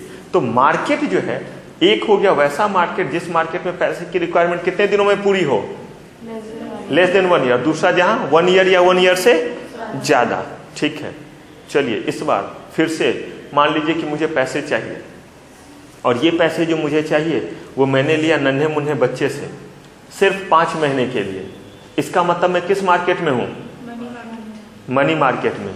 वही नन्हे मुन्ने बच्चे, लेकिन कितने दिनों के लिए लिया, 2 साल के लिए। अब मैं किस मार्केट में हूँ, क्यों, वो ऐसे करके तख्ता लेकर के बैठे थे कि मनी मार्केट में आपका स्वागत है, आइए सर और मुझसे पैसे लीजिए। अगली बार क्या उन्होंने बड़ा सा बोर्ड लगा लिया कैपिटल मार्केट का? ऐसा कोई बोर्ड आपको नहीं दिखेगा। जैसे नहीं देखते हैं कि किसी मार्केट में जाइएगा तो लिखा हुआ रहता है कि इस मार्केट में, सरोजनी नगर मार्केट में पधारने के लिए धन्यवाद। नहीं लिखा रहता ऐसे करके कि welcome in Sarojini Nagar market, या welcome in CP market, welcome in Janpath, या वेलकम इन कमला नगर मार्केट। ऐसे करके कोई मार्केट नहीं होगा जहां पे आप फिजिकली चल करके जाइएगा, बोर्ड पर क्या लिखा, मनी मार्केट में आपका स्वागत है, हाँ चल इधर घुस जा। नहीं, मुझे तो कैपिटल मार्केट में जाना है, तो देख किधर बोर्ड है, तू उधर घुस जा।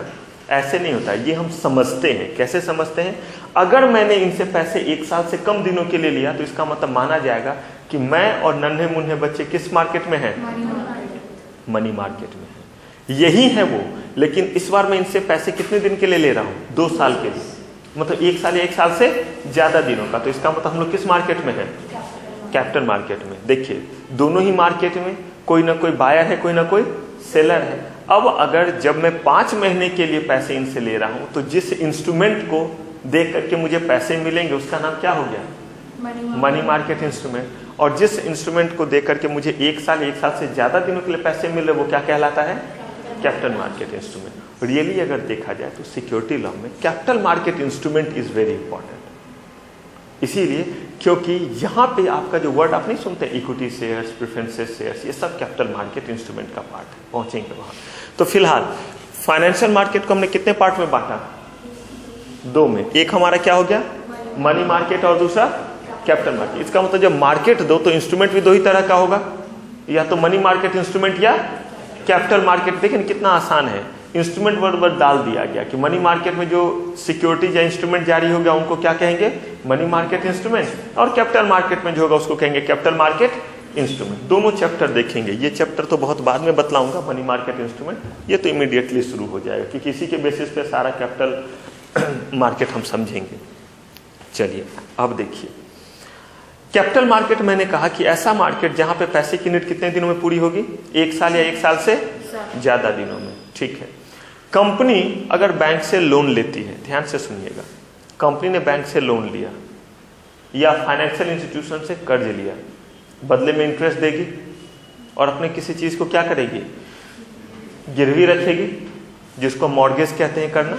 जो अगर आपका जो सामान है जिसको आपने गिरवी रखा है वो अगर इमूवेबल है तो उसको हम क्या कहते हैं, इमूवेबल प्रॉपर्टी को गिरवी रख करके अगर कुछ दिया जाए तो उस तरह के चीज को हम कहते हैं मॉर्गेज। यानी कि when charge is created upon immovable property तो दैट इज कॉल्ड मॉर्गेज, जिसको आसान शब्दों में कहिए गिरवी रखना। ठीक है, अगर बैंक के पैसे नहीं मिलेंगे तो बैंक क्या करेगी, उस प्रॉपर्टी को बेच करके अपना पैसा क्या करेगी, रिकवर करेगी। तो इस तरीके से भी तो पैसे मिल सकते हैं, हाँ या ना।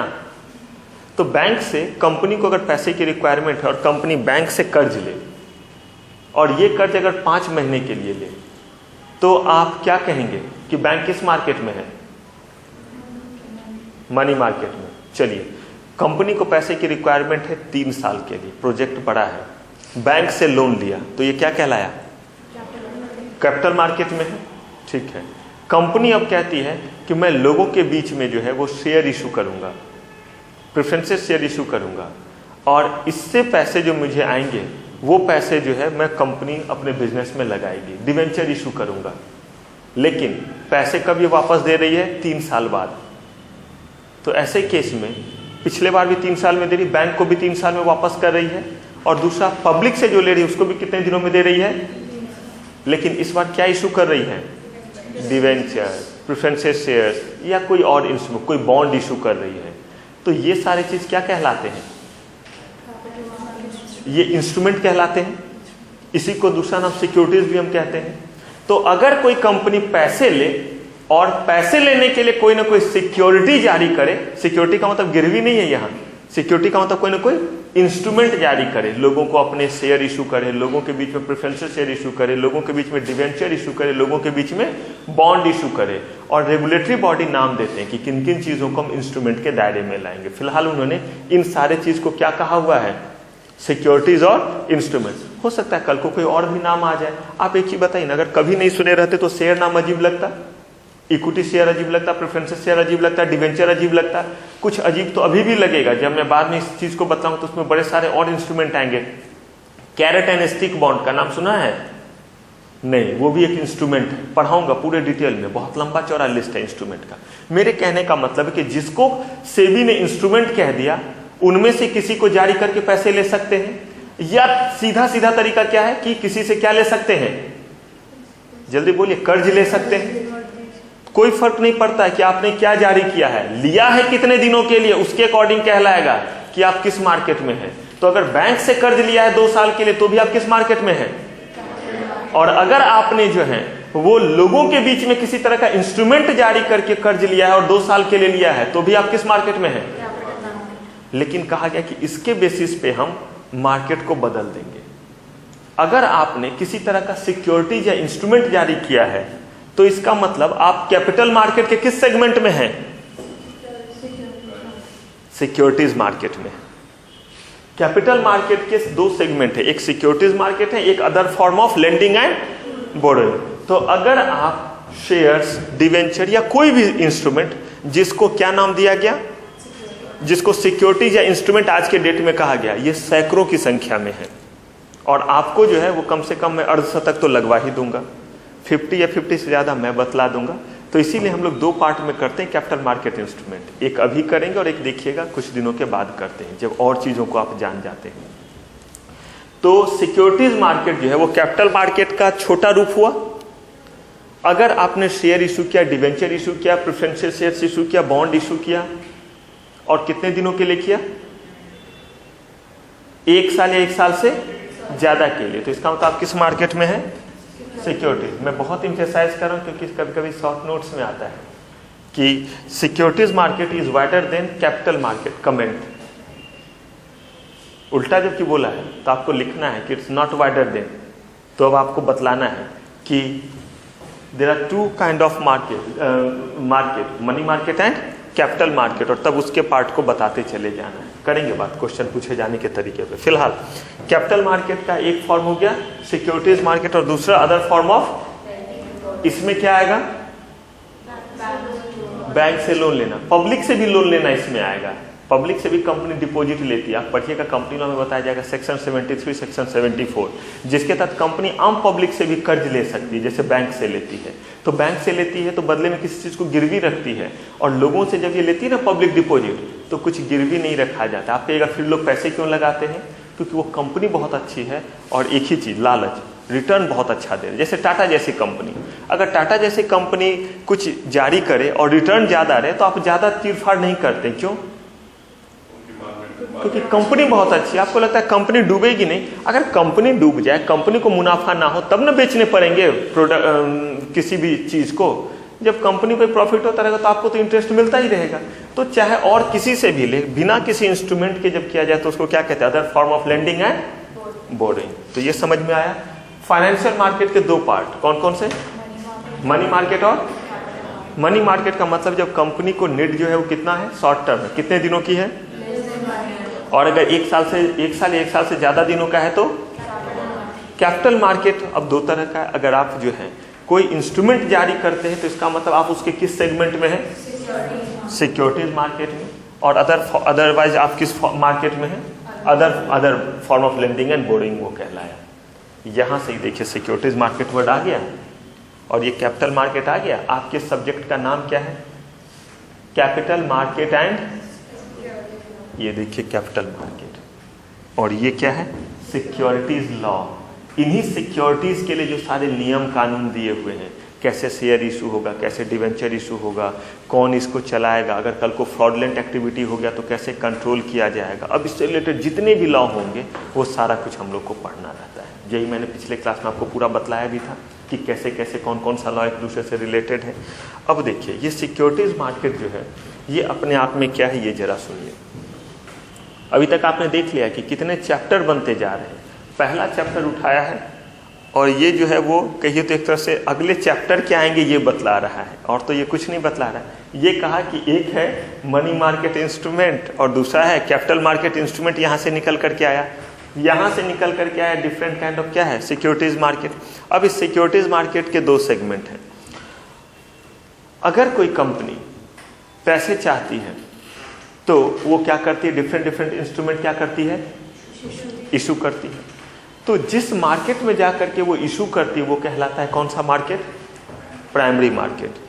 हमेशा इस मार्केट में इशू किया जाएगा, बड़े ध्यान से सुनिएगा। और जब शेयर्स इशू किया गया तो लोगों ने शेयर्स खरीदे। अब रेगुलेटरी बॉडी का क्या कंसर्न रहेगा, इन्वेस्टर्स को बचाना। अगर इन्वेस्टर ने कोई चीज खरीदा है तो क्या वो उसे बेचेगा नहीं?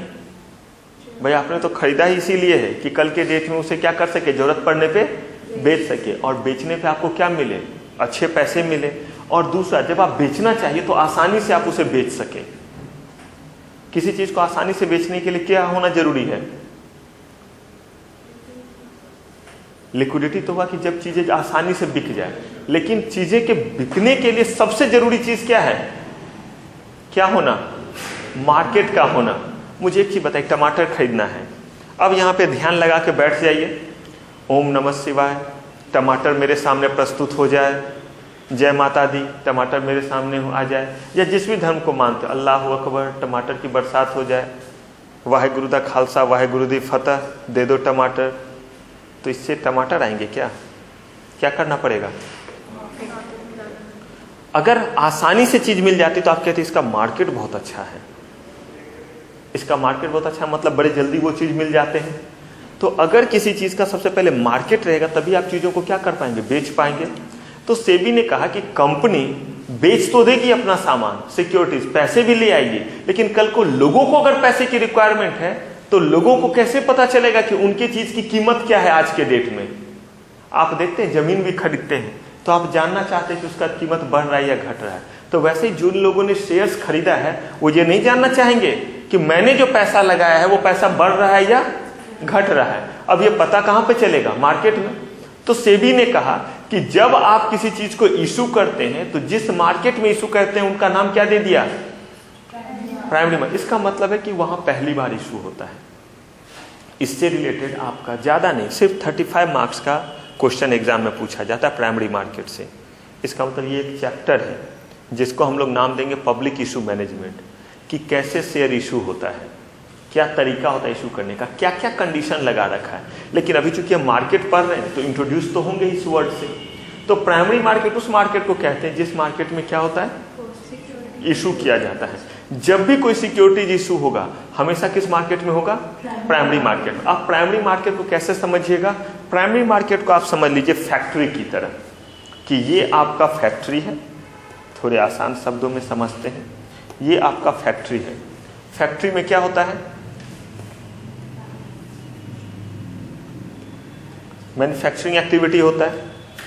मान लीजिए कि रिबॉक नाम की कंपनी है, रिबॉक नाम की कंपनी टी शर्ट बना रही है। कहाँ बनाएगी, फैक्ट्री में, ठीक है, फैक्ट्री में बनाया। और फैक्ट्री में बनाने के बाद वो फैक्ट्री से ही बिक जाएगा और किसी चीज की तो जरूरत नहीं है।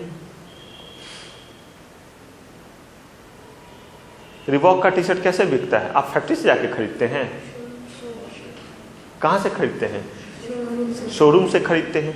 इसका मतलब है कि बनने का काम कहां होता है, शोरूम में, घुस करके देखिएगा कहीं भी शोरूम में सिर्फ ट्रायल रूम मिलेगा, जहाँ पे आप जो है ट्रायल करते हैं। कभी वहाँ पे देखा है फैक्ट्री, बहुत सारा मशीन है वहाँ पे बन रहा है और आपको सिल करके देता है, आप बोले थोड़ा यहाँ टाइट करो, यहाँ ढीला करो, वो सिल रहा है और आपको दे रहा है? नहीं, ऐसा तो नहीं होता है। वहाँ पे आप देखते हैं पुतले वगैरह पे, स्टैचू वगैरह पे लगा हुआ है, अच्छा लगा, बोला कि ऐसा ही मुझे चाहिए, लेते हैं, ट्रायल करते हैं, लेके आ जाते हैं। तो इसका मतलब आप तो शोरूम जाते हैं, लेकिन वो बन करके कहाँ से आया है? तो इसका मतलब फैक्ट्री में मैन्युफैक्चरिंग वर्क हुआ और उसके बाद उसे शोरूम में क्या किया जाता है? डिस्प्ले किया जाता है। आप जाते हैं, देखते हैं, तभी तो खरीदते हैं, और उसके बाद आप उसे क्या करते हैं? खरीदते हैं। तो शोरूम में दो काम हुआ, एक तो डिस्प्ले एंड देन ट्रेडिंग। खरीदने को ही क्या कहते हैं? ट्रेड करना। तो मैन्युफैक्चरिंग वर्क कहाँ हुआ? ठीक है, 1000 टी शर्ट रिबॉक ने बनाया, कहाँ पे बनाया? फैक्ट्री में। और उस 1000 टी शर्ट को कहाँ लेकर के आएगी? एग्जैक्टली बताइए कहाँ पे? शोरूम में। शोरूम में लेकर के आई और शोरूम में उसका क्या करेगी? Display plus trading. सेलिंग को ट्रेडिंग वर्ड कह रहे हैं, यही होगा। बस हो गया, रिबॉक कंपनी उसके बाद बंद हो जाएगी। 1000 टी शर्ट के बाद सारा बिक जाएगा, रिबॉक कंपनी बंद। फिर क्या होगा? हाँ, और मैन्युफैक्चर करेगी। अब और जो मैन्युफैक्चर करेगी इस बार तो शोरूम में ही कर लेगी मैन्युफैक्चर, या फिर फैक्ट्री में ही होगा? फिर फैक्ट्री में होगा। फिर 2000 का और डिमांड आया, फिर वो क्या करेगी? 2000 पीस और बनाई। कहाँ बनाई? फैक्ट्री में। और इस बार जो फैक्ट्री में बनाई वो तो फैक्ट्री में ही रहेगा, वहां से ही बिक जाएगा। हाँ जी, फिर उस 2000 को कहाँ लाना पड़ेगा? फिर डिस्प्ले होगा और फिर उसका क्या होगा? मैं ये कह रहा हूं कि जितने बार भी चीज बन रहा है वो कहाँ बन रहा है? ऐसा तो नहीं कि एक बार बन गया तो फिर नहीं बनेगा। बिल्कुल ऐसे ही है। जिस चीज को आप यहाँ फैक्ट्री कह रहे हैं ना, उसको कहिए यहाँ पे जो है प्राइमरी मार्केट। किस केस में? शेयर सिक्योरिटीज के केस में। कि जब भी ये इशू होता है, और मैन्युफैक्चरिंग का मतलब इशू होना हो गया, तो जब भी ये इशू होता है हमेशा किस मार्केट में? प्राइमरी मार्केट में। और उसके बाद जितने भी इशू होंगे उन सबको जो है हम कहाँ लेकर के आएंगे? शोरूम में। यहाँ पे शोरूम को ही क्या कहते हैं हम? Secondary market. और इसका एग्जाम्पल आपका है स्टॉक एक्सचेंज। इस सेकेंडरी मार्केट को ही हम क्या कहते हैं? स्टॉक एक्सचेंज कहते हैं। Bombay stock exchange, national stock exchange, सब बतलाऊंगा। लेकिन इतना तो सुना होगा, स्टॉक एक्सचेंज वर्ड सुना होगा। तो ये स्टॉक एक्सचेंज वर्ड को हमने क्या कह दिया? शोरूम। तो जब शोरूम का, तो शोरूम में क्या होता है? और डिस्प्ले होने के बाद ट्रेड। तो इसका मतलब शोरूम में शेयर्स दिखने चाहिए, हाँ या ना? यानी शोरूम का मतलब स्टॉक एक्सचेंज। तो कौन सा शेयर्स यहां पे दिखेगा? जो मैन्युफैक्चर को क्या वर्ड कहते हैं हम? इशू। तो जो कंपनी ने प्राइमरी मार्केट में इशू किया है रिबॉक का, वो 1000 टी शर्ट जो उन्होंने कहां बनाया था? फैक्ट्री में। उसे कहां रखा गया? शोरूम में। फिर जब 2000 बने तो वो 2000 को कहां रखा गया? शोरूम में। ऐसे ही कंपनी को एक ही बार पैसे की जरूरत होगी। आज 10 लाख रुपए की जरूरत है, कंपनी ने 1 लाख शेयर इशू किया। कल को फिर अगर शेयर इशू करती है तो फिर इशू कहां करेगी? प्राइमरी मार्केट में। और फिर उसे कहां पे लेके आएगी? यानी कि स्टॉक एक्सचेंज में उसे क्या करेगी? लेकर के आएगी। यहां जो वर्ड हम यूज करते थे डिस्प्ले, इसी को कहा जाता है लिस्ट करना। क्या कहते हैं? लिस्ट करना। और यहां जो वर्ड ट्रेड है वो तो एज इट इज है। तो यहां पे जो शो होता है उसी को हम क्या कहते हैं? कि शेयर्स को क्या कर दिया गया? लिस्ट कर दिया गया। और उसके बाद उसका ट्रेड होता है। ट्रेड का मतलब खरीदना बेचना। तो देखिए मैं आपको दिखलाता हूं कैसे आपका जो भी शेयर्स आज के डेट में इशू है, वो सारे के सारे शेयर्स क्या हो रहे हैं? वो सारे के सारे शेयर्स क्या होने चाहिए? लिस्ट। यानी कि डिस्प्ले होना चाहिए आज के डेट में, दिखना चाहिए आपको उसका प्राइस। और तभी आप उसे क्या कर पाएंगे? तभी आप उसे ट्रेड कर पाएंगे, तभी आप उसे क्या कर पाएंगे? खरीद पाएंगे और बेच पाएंगे। तो जब आप देखेंगे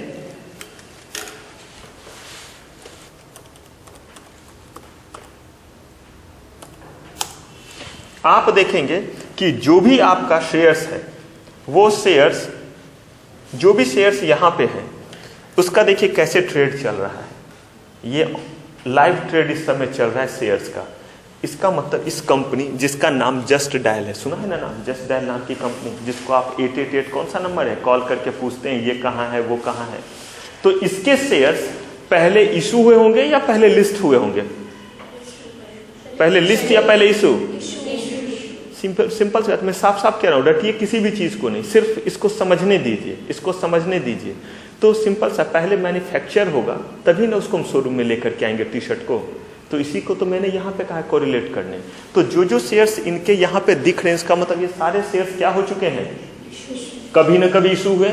कुछ 5 साल पहले हुआ होगा, कुछ 10 साल पहले हुआ होगा, कुछ हो सकता है 2 साल पहले, कभी भी हुआ हो, लेकिन आज के दिन से तो पहले क्या है, इशू हुआ है। तो ये आपका डिस्प्ले का मतलब ये डिस्प्ले हो रहा है, आपको नहीं हो रहा है डिस्प्ले। देखिए यहाँ पे पढ़िए, NSE लिखा हुआ है, नेशनल स्टॉक एक्सचेंज। इसका मतलब ये शेयर्स कहाँ, स्टॉक एक्सचेंज को ही तो हम कहते हैं सेकेंडरी मार्केट। तो सेकेंडरी मार्केट में लिस्टेड है। और अब आप कहिएगा सर लिस्टेड है, वो तो दिख गया। अभी अगर किसी को खरीदना है जस्ट डायल का शेयर्स, देखिए यहाँ पे प्राइस दिया हुआ है। लास्ट प्राइस जिसने में ये ट्रेड हुआ है वो अब देखिए फिर घट गया 786। अब देखिए फिर यहाँ पे क्या आ रहा है, कम ज्यादा ये हो सकता है, कम भी हो सकता है, ज्यादा भी हो सकता है, डिपेंड करता है कितने लोग खरीदने वाले, कितने लोग बेचने वाले हैं। यहाँ पे देखिए, यहाँ पे ये जो है वो आस्क प्राइस का मतलब होता है खरीदने बेचने वाला, और यहाँ पे बिड प्राइस का मतलब होता है बाय करने वाला। तो देखिए बायर जो है 785 रुपये 90 पैसे पे है, लेकिन ये जो है 786 रुपये पे है। अब दोनों के बीच में या तो एक बंदा कम होगा या दूसरा क्या होगा, बढ़ेगा। ये सब मैं आपको सिखाऊंगा, लेकिन जब डिपोजिटरी सिस्टम पढ़िएगा तब अभी उन चीज़ों तक पहुँचने में समय लगेगा कि कैसे ये खरीदा बेचा जाता है। बड़ा सिंपल सा चीज़ रहता है, जिनको भी खरीदना बेचना रहता है ना, वो यहाँ पे जो है अपने क्यू में लग जाते हैं। क्यू में लगने का मतलब है कि वो कितने में खरीदना बेचना चाहते हैं। देखिए यहाँ पे जस्ट डायल दिख रहा है आपको, मेरे जहाँ पे मेरे पॉइंटर जा रहे हैं वहाँ देखिएगा। तो यहाँ पे ये जो जस्ट डायल है, इसका ये देखिए क्यू है, मतलब ये जो ब्लू में है ये है बायर का क्यू, और ये रेड में जो है वो किसका क्यू है, सेलर का। यानी कि 4 शेयर्स बेचने के लिए 787 रुपये 10 पैसे पे कोई तैयार है, लेकिन खरीदने वाला जो है वो 787 रुपये 5 पैसे पे है। देखिए अब यहाँ 3 की जगह 4 की जगह 3 बिक गया ये शेयर्स। अब फिर से नया शेयर्स आ गया 787 रुपये 50 पैसे पे 14 शेयर। ऐसे ही बेचने के कतार में सबसे आगे कौन होगा, जो सबसे कम पे बेचना चाहता है, वही ना, उसी की चीज सबसे पहले बिकेंगे ना। आप खुद देखिए यहाँ 787 रुपये 50 पैसा पहले, 787 रुपये 60 पैसा, 787 रुपये 80, 90 और बाकी नहीं दिखलाया जाता है, 5 तक रहता है। इनके जब ऑर्डर हो जाएंगे तो आपको स्क्रीन पे खुद ब खुद बाकी भी दिखने लगेगा। आप चाहे तो अभी से ही ऑर्डर लगा करके छोड़ देते हैं, जब कब मर्जी हो तब, कि जब उतने प्राइस आ जाए तो बिक जाए। ये सब मैकेनिज्म हम लोग पढ़ेंगे। मेरे कहने का बस इतना मतलब है कि सेकेंडरी मार्केट जो है हमारा, वो सेकेंडरी मार्केट में 2 काम। पहला काम क्या, और सेकेंडरी मार्केट को क्या बोलते हैं हम, स्टॉक एक्सचेंज, आपके सामने ही है। ताकि अगर किसी ने जस्ट डायल का शेयर खरीदा है तो वो बेचना चाहे तो फटाक से क्या कर सके, बेच सके, और यहाँ पे उसको प्राइस दिखता रहेगा, और यहाँ पे वो क्या कर सकता है, ट्रेड कर सकता है। ट्रेड मतलब बाय भी होता है और सेल भी होता है। आप देखिए ना, अभी आप मैं खरीदूंगा नहीं क्योंकि इस समय मार्केट अभी नहीं है, अभी मार्केट डाउन है, अभी खरीदने बेचने जैसा चीज़ नहीं, थोड़ा वेट करना चाहिए। जैसे अभी सेंसेक्स देखिए 5.3 पॉइंट जो है वो बढ़ा हुआ है, लेकिन ये ट्रेंड जो है गिरने का है, मार्केट गिर जाएगा।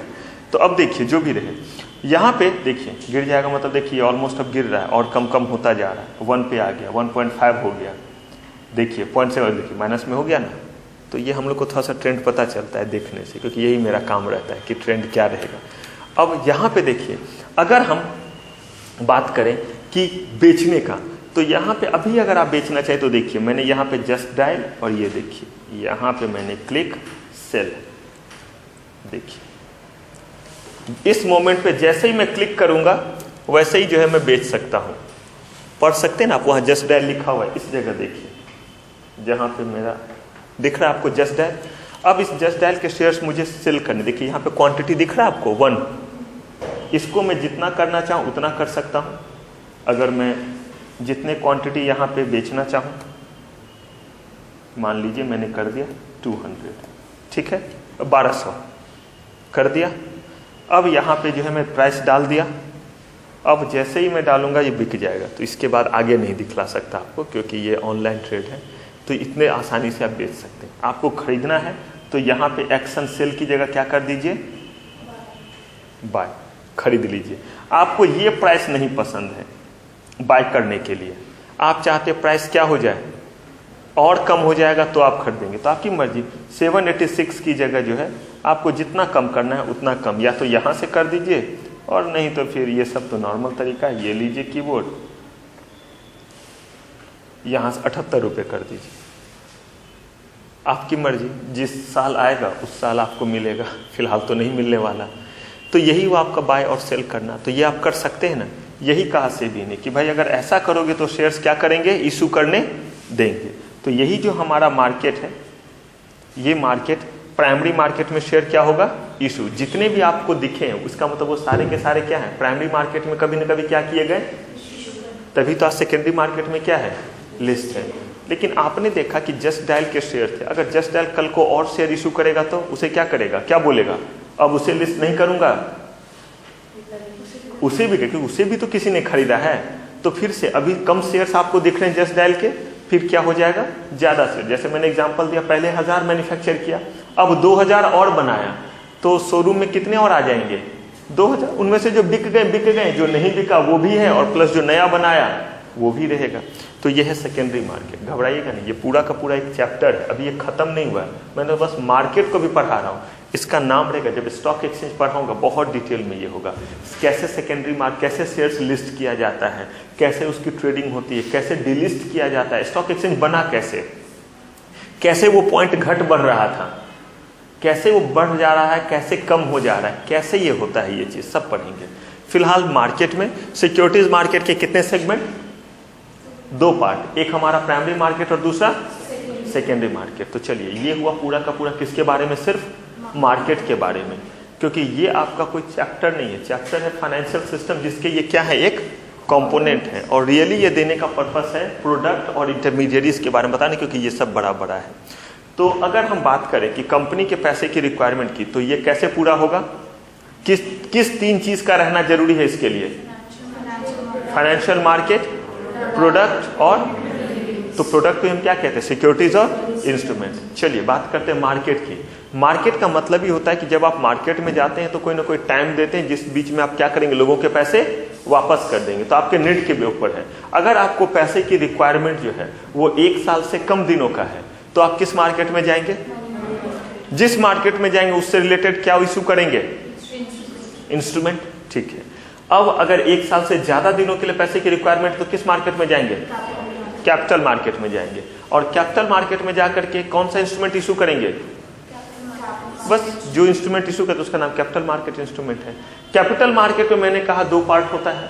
अगर आप कोई इंस्ट्रूमेंट इशू करके जो है वो फंड रेज करते हैं, तो इसका मतलब आप किस सेगमेंट में हैं। और अगर आपने कर्ज लिया, बैंक से लोन लिया, तो इसका मतलब क्या है, आप other form of lending and borrowing. Securities market के कितने सेगमेंट, ऑब्वियस बात है, पहले सिक्योरिटी इशू होगा, उसके बाद उसका क्या होगा, लिस्ट और ट्रेड होगा।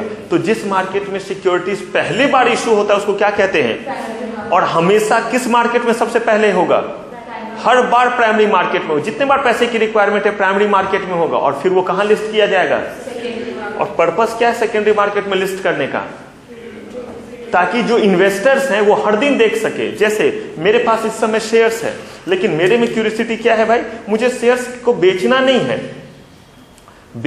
है, लेकिन मेरे में क्यूरियोसिटी है कि मेरे शेयर्स का प्राइस क्या चल रहा है। जैसे देखिए, इस समय मेरे पास जो शेयर्स हैं,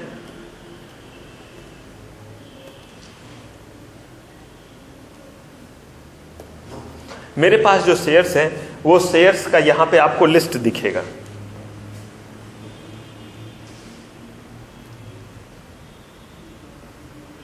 अब यहाँ पे जो शेयर्स है देखिए, उन सब का पैटर्न भी दिखा है। देखिए यहाँ पे लिखा भी हुआ है कि ये जो शेयर मेरे पास है उसका बियरिश मतलब क्या है, प्राइस क्या हो रहा है, आज गिर रहा है। और बाकी जो मेरे पोर्टफोलियो में देखिए जो ग्रीन में है उसका क्या है, बुलिश, मतलब उसके प्राइस क्या हो रहे हैं, बढ़ रहे हैं। अब अगर ये शेयर्स मुझे बेचने नहीं है अभी, लेकिन मेरी इच्छा क्या है, मैं देखूं तो सही किसका प्राइस क्या है, कितना हो रहा है। कोई बात नहीं है, कम से कम देखने के लिए तो होना चाहिए कि भाई जेके टायर इतना है, GMR इंफ्रा इतना है, जस्ट डायल इतना है। तो ये जरूरी नहीं है कि आप उसे अभी बेच ही दे, लेकिन सेकेंडरी मार्केट आपको वो मार्केट है जो आपको कहता है कि आप जानते रहिए कि आपकी चीजों का वैल्यू कम हो रहा है या ज्यादा हो रहा है, और जैसा आपको सूट लगता है वैसा कीजिए। आपको लगता है कि थोड़ा सा प्रॉफिट मेरा हो गया, मार्केट अब और गिर जाएगा, तो थोड़ा प्रॉफिट ले लीजिए और उसके बाद उन चीज़ों में लगा दीजिए पैसे जिनके प्राइस इस समय बहुत कम है, ताकि जब बढ़ेगा तो फिर आपको क्या हो जाए, फायदा हो जाए। तो वो हो गया, यही आपका क्या है, सेकेंडरी मार्केट है। ठीक है, तो जितने बार भी इशू होगा हमेशा प्राइमरी मार्केट में, उसके बाद हर बार शेयर्स को क्या किया जाएगा, लिस्ट किया जाएगा। अभी जितने उतने की ट्रेड हो रही है, कल को जो भी कंपनी ज्यादा करेगी उसका भी यहाँ पे क्या हो जाएगा, ट्रेड होना शुरू हो जाएगा। और जरूरी नहीं कि सारे शेयर्स का हर दिन ट्रेड होगा। जैसे मैं आज कोई ट्रेड नहीं कर रहा हूँ, वो पड़ा हुआ है, बस मैंने प्राइस लगा करके छोड़ दिया है, ऑर्डर लगा करके जो है छोड़ दिया है। जैसे ही वो प्राइस उतना आएगा वैसे ही जो है वो क्या हो जाएगा, मेरा ट्रेड जो है वो एग्जीक्यूट हो जाएगा। अगर वो प्राइस नहीं मीट हुआ तो ऐसे केस में जो है वो एग्जीक्यूट आपका नहीं होगा। ठीक है, चलिए अब यहाँ पे हम लोग वापस अपने इस डायग्राम में आते हैं। तो इसका मतलब हमने एक सेगमेंट तो पढ़ लिया जिसका नाम क्या है, फाइनेंशियल मार्केट है। अब हमें ये देखना है कि ये जो हमारा फाइनेंशियल मार्केट है इसका दूसरा कंपोनेंट क्या है, प्रोडक्ट। अब हम लोग इसमें प्रोडक्ट को जानेंगे और मैंने कहा आपको कि ये आपका पूरा का पूरा एक अलग क्या है, चैप्टर है। ये भी पूरा अलग क्या है, चैप्टर है। तो जब हम प्रोडक्ट के बारे में बात करते हैं तो मुझे बस ऐसे ही बतलाइए कि प्रोडक्ट मैक्सिमम कितने तरह का हो सकता है, जिसको हम क्या कहते हैं, सिक्योरिटीज और इंस्ट्रूमेंट। कितने तरह का, जल्दी बताइए, मैक्सिमम कितने तरह का, मार्केट कितने तरह का, मार्केट कितने तरह का, मेजर सेगमेंट दो ही तरह का ना, एक का नाम मनी मार्केट, दूसरे का नाम मार्केट में ही जाकर के इंस्ट्रूमेंट इशू कीजिएगा ना, तो इसका मतलब इंस्ट्रूमेंट तो दो ही तरह का होगा। एक वो इंस्ट्रूमेंट जो ज्यादा से ज्यादा कितने दिनों के लिए होगा, एक साल से कम दिनों के लिए। एक ऐसा इंस्ट्रूमेंट जो एक साल या एक साल से ज्यादा दिनों के लिए। तो देखिए ना, जब मार्केट ही दो है तो जो इस मार्केट में होगा उसका नाम क्या होगा, मनी मार्केट इंस्ट्रूमेंट। जो इस मार्केट में होगा उसका नाम कैपिटल मार्केट इंस्ट्रूमेंट होगा। पहले आप इसको कॉपी कीजिए, तब मैं इसके इस सेगमेंट पे आऊंगा। इसको डन कीजिए। इससे रिलेटेड कहीं कोई दुख दर्द, फिलहाल इस मार्केट से रिलेटेड कॉपी कीजिए।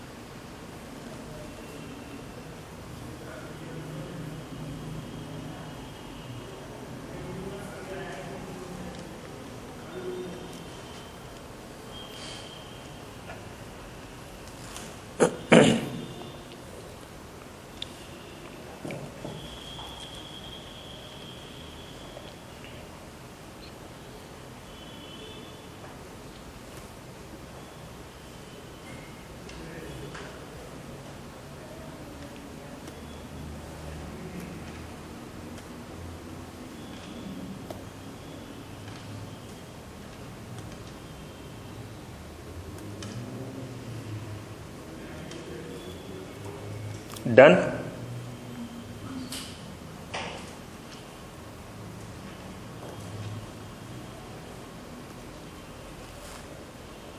डन कीजिएगा तो चिल्लाइएगा, मतलब मुझ तक आवाज़ पहुंचाइएगा।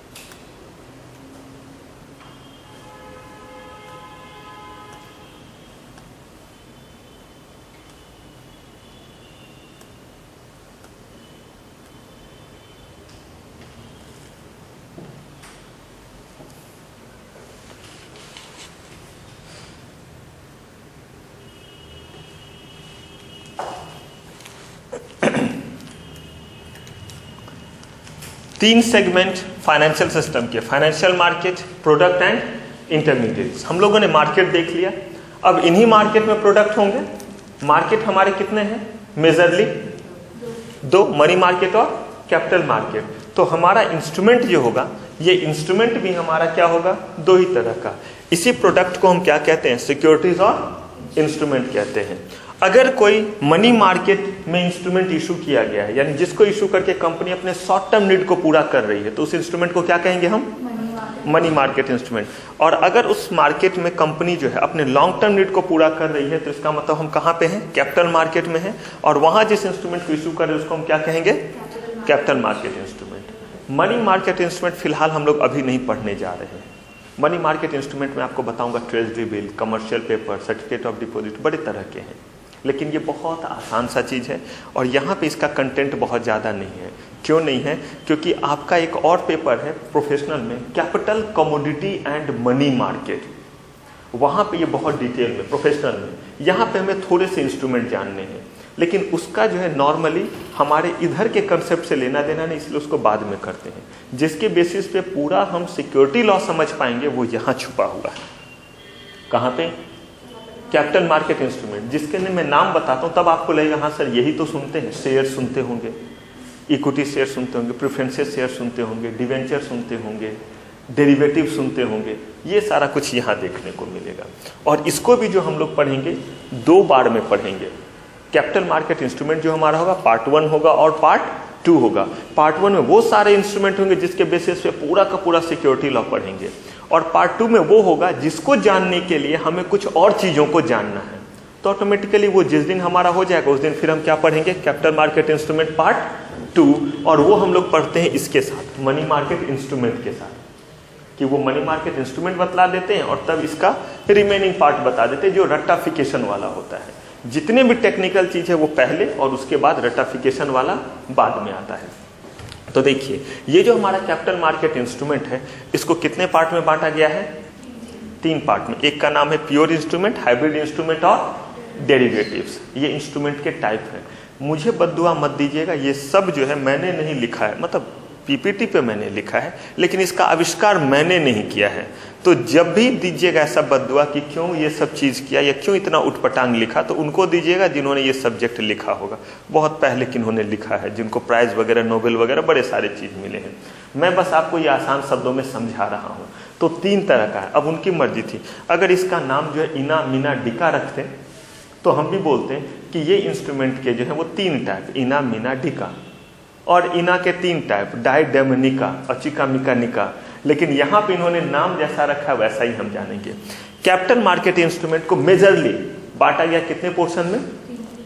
एक का नाम दिया गया प्योर, एक का नाम हाइब्रिड और एक का नाम डेरिवेटिव। इसका मतलब कुछ खास तरह के इंस्ट्रूमेंट को रखा प्योर में, कुछ को रखा होगा हाइब्रिड में और कुछ को डेरिवेटिव में। पहले बात करते हैं डेरिवेटिव्स का। अभी पढ़ा नहीं रहा हूँ, बस बातचीत कर रहे हैं डेरिवेटिव का। डेरिवेटिव इंस्ट्रूमेंट ऐसे इंस्ट्रूमेंट को बोलते हैं जो इंस्ट्रूमेंट अपना वैल्यू खुद से नहीं निकाल सकता। जैसे भी आपने देखा ना मार्केट में जो शेयर्स वगैरह चल रहे थे वो खुद से अपने वैल्यू को कम ज़्यादा कर रहे हैं। लेकिन डेरिवेटिव ऐसे इंस्ट्रूमेंट होते हैं जो इनके कम ज़्यादा होने पे अपना वैल्यू निकालेगा। मतलब अगर शेयर्स का प्राइस कम होगा तो उस इंस्ट्रूमेंट का प्राइस कम हो जाएगा, उसका प्राइस बढ़ेगा तो उसका प्राइस बढ़ जाएगा। अब मैं आसान एग्जाम्पल लेता हूँ। जैसे मान लीजिए कि अगर कोई पूछे कि IFC में कैसी पढ़ाई होती है, यानी हमारे इस इंस्टीट्यूट में कैसी पढ़ाई होती है, IFC इस बात को खुद आंसर नहीं कर सकता। रीज़न, इस बात के लिए उसे डिपेंड होना पड़ेगा अपने फैकल्टी पे, अपने उन एकेडमिक मेंबर पे जो यहाँ क्या करते हैं, पढ़ाते हैं। अगर मैं यहाँ अच्छा पढ़ाऊँगा तो बोला जाएगा कि IFC में अच्छी पढ़ाई होती है। विशाल सर अच्छा पढ़ाएंगे तो कहा जाएगा कि यहाँ पे अच्छी पढ़ाई होती है। गांधी सर अच्छा पढ़ाएंगे तो कहा जाएगा कि यहाँ पे अच्छी पढ़ाई होती है। यही हुआ ना। इसका मतलब क्वेश्चन था कि IFC में कैसी पढ़ाई होती है। क्या IFC अपने इस क्वेश्चन का जवाब खुद दे सकता है? नहीं। इसके लिए से किस पे डिपेंड होना पड़ेगा? इनके फैकल्टी पे, मुझ पे, विशाल सर पे, गांधी सर पे। तो यहाँ पे IFC जो हो गया वो एक तरह से डेरिवेटिव हो गया जो अपने चीज का खुद आंसर नहीं दे सकता है। और हम लोग इसके लिए क्या हो गए, अंडरलाइंग एसेट हो गए। अगर हमारा परफॉर्मेंस अच्छा, मैं अच्छा पढ़ाऊंगा तो खुद ब खुद खबर जाएगा कि नहीं भाई IFC में अच्छी पढ़ाई होती है। मैं आपको जो है वो डुबो दिया तो मत जाना, वहाँ डूब जाओगे। यही जाता है ना मार्केट में न्यूज़। तो यही चीज़ डेरिवेटिव होता है। अभी बताया नहीं मैं डेरिवेटिव, मैं बतलाऊंगा डेरिवेटिव क्या होता है। नाम जैसे मैं बतलाता हूँ, कभी कभी सुनेंगे फ्यूचर, ऑप्शन, ये सब डेरिवेटिव के टाइप है। बहुत डिटेल में बात करेंगे और बहुत इंटरेस्टिंग है डेरिवेटिव। इंटरेस्टिंग इसीलिए क्योंकि थोड़ा ज़्यादा कंसेप्चुअल है। फिलहाल डेरिवेटिव पढ़ नहीं रहे, मैंने बस बोला है कि डेरिवेटिव नाम के इंस्ट्रूमेंट को क्या करेंगे, पढ़ेंगे। दूसरा है हाइब्रिड इंस्ट्रूमेंट। हाइब्रिड का मतलब होता है कि जब किसी चीज को मिलाते हैं प्योर चीज को, तो उससे क्या बनता है, हाइब्रिड। आप हाइब्रिड फ्लावर सुनते होंगे, सुने हैं? कुछ रोज सुनते होंगे और कुछ सुनते होंगे ये पौधा तो हाइब्रिड है, उसमें बड़े बड़े फल लगते हैं। जैसे बैगन वगैरह ही अगर सुनते होंगे कि हाइब्रिड आजकल सारा चीज आता है। गोभी भी इतना बड़ा बड़ा, अगर जाइएगा ना रूरल एरिया में और आप खेतों में देखिए इतना छोटा छोटा था, बहुत अच्छा स्वाद और बाकी चीज वाला, लेकिन कहते ये तो इतना बड़ा सा व्हाइट चमकता रहेगा गोभी, लेकिन उतना अच्छा स्वाद नहीं, या जो भी रहे हाइब्रिड प्रोडक्ट रहता है। यानी हाइब्रिड ना किसी किसी चीज को मिलाते हैं। एक ही गुलाब के पौधे में आप देखिएगा 4 कलर का जो है वो फूल लगा होता है, देखा है? मेरे घर पे है। एक ही गुलाब का पौधा है, उस पर रेड भी दिखेगा एक डाली में, दूसरे डाली में येलो भी दिखेगा, तीसरे में व्हाइट भी दिखेगा। लेकिन जब तक रियल में प्योर में रेड कलर का गुलाब नहीं होगा, अगर गुलाब का पौधा रेड कलर का नहीं होता, अगर रेड रोज नहीं होता, येलो रोज नहीं होता, व्हाइट रोज नहीं होता, ब्लैक रोज नहीं होता, तो क्या एक ही पौधे में 4 तरह का हो सकता था? इसका मतलब इनका अलग अलग होना जरूरी है। और तभी क्या किया जाता है, उनको मिला करके कुछ बनाया जाता है। मेरे पापा ये करते रहते थे, तो मैं भी अब सीख गया हूं कि कैसे ये किया जाता है। आपने कभी हाइब्रिड बनाया है रोजेस का? अगर मान लीजिए जैसे यही आपका रेड रोज है, ये व्हाइट रोज है, ये येलो रोज है। पेन दिखलाइए मुझे, और पेन दीजिए, और दीजिए। ठीक है, 3 4। अब देखिए, मान लीजिए कि ये जो है रेड रोज, ये व्हाइट रोज और ये येलो रोज, ठीक है? रेड, व्हाइट और येलो रोज है। ये मेरे पास जो है वो 3 पौधे हैं। अब मुझे करना है, एक ऐसा पौधा बनाना है जिस पौधे में क्या हो, तीनों कलर के हो। कोई बात नहीं है, मैंने क्या किया, एक पौधा खरीदा और ये पौधा जो है वो रेड है, ठीक है? और इधर रेड अलग भी है, रेड रोज है। इसका मतलब रेड रोज कहीं था तभी तो मैंने एक पौधा लगा दिया। अब मुझे जो है इसमें बड़े सारे डाल हैं, बड़े सारे ब्रांचेज हैं, अलग अलग इनके ब्रांचेज हैं। ये रहा, मैं बहुत अच्छा ड्राइंग नहीं करता हूँ, मान लीजिएगा जो मैं कहूँगा। ये रेड रोज है और इस पे मस्त रोज लगा हुआ है। जस्ट इमेजिन, ये क्या है, रेड रोज है। अब मैंने क्या किया, येलो रोज के एक डाली को, ये येलो रोज है, इसमें बड़े सारे ब्रांचेस लगे हुए हैं, ये देखिए इसमें भी बड़े सारे ब्रांच हैं। मैंने यहाँ से इसके एक ब्रांच को कट किया, ये कट किया और अब इसको लेकर के आया। इसमें क्या करता हूँ, इसको आराम से ऐसे करके छीलता हूँ फ्लेक को, तब तक जब तक कि व्हाइट वाला पोर्शन ना आ जाए। ग्रीन वाला पोर्शन हट करके देखिएगा, कभी रोज को ऐसे करके हटाइएगा तो ऊपर में ग्रीन रहता है, लेकिन उसके नीचे ना व्हाइट कलर का आपको दिखेगा। और बिल्कुल जैसे हमारा हड्डी नहीं होता है वैसा ही उसको छीलेगा ना तो उसमें पतला सा दिखेगा। उस लेवल तक जाकर के हल्का ऐसे शेप बना देना है। और इसके बाद क्या किया, मैंने इसको उठाया और इस डाल पे आया, अपने इस ओरिजिनल रेड रोज पे, और यहाँ पे आकर के मैंने थोड़ा सा इसको भी छील दिया ऐसे करके, और यहाँ पे इस चीज़ को जा करके साट दिया। अब यहाँ पे एक डाली लग गया और इस पे मैंने क्या किया, बड़े आराम से यहाँ ऐसे करके यूँ मिट्टी जो है वो लगा दिया और इसे कपड़े से ऐसे करके बांध दिया और इस पे पानी डालते रहना है।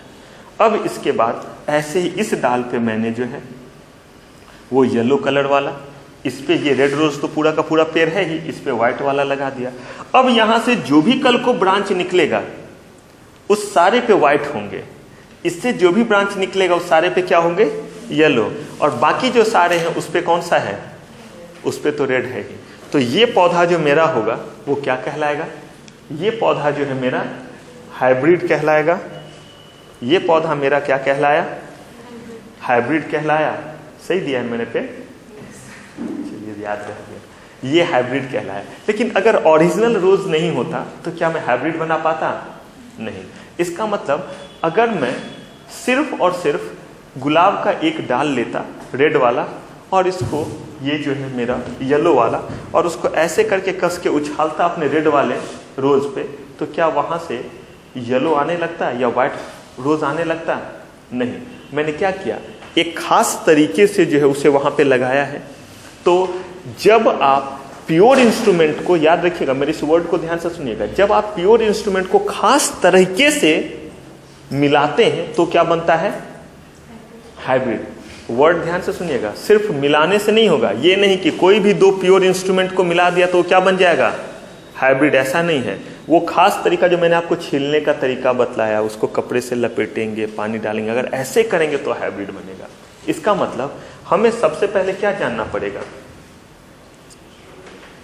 Pure instrument. जब हम प्योर इंस्ट्रूमेंट जान जाएंगे तो दो बात जानना पड़ेगा कि प्योर इंस्ट्रूमेंट को बस कैसे मिलाएंगे, पहला बात, और दूसरा बात तो कौन सा हाइब्रिड इंस्ट्रूमेंट बनेगा। तो ये स्टेप तो तब होगा ना जब हम प्योर इंस्ट्रूमेंट जान जाएंगे। जिस दिन हम प्योर इंस्ट्रूमेंट जान जाएंगे उस दिन बस हमें एक ही चीज जानना रहेगा, क्या? कि किस तरीके से उस प्योर इंस्ट्रूमेंट को मिलाएंगे तो क्या बन जाएगा?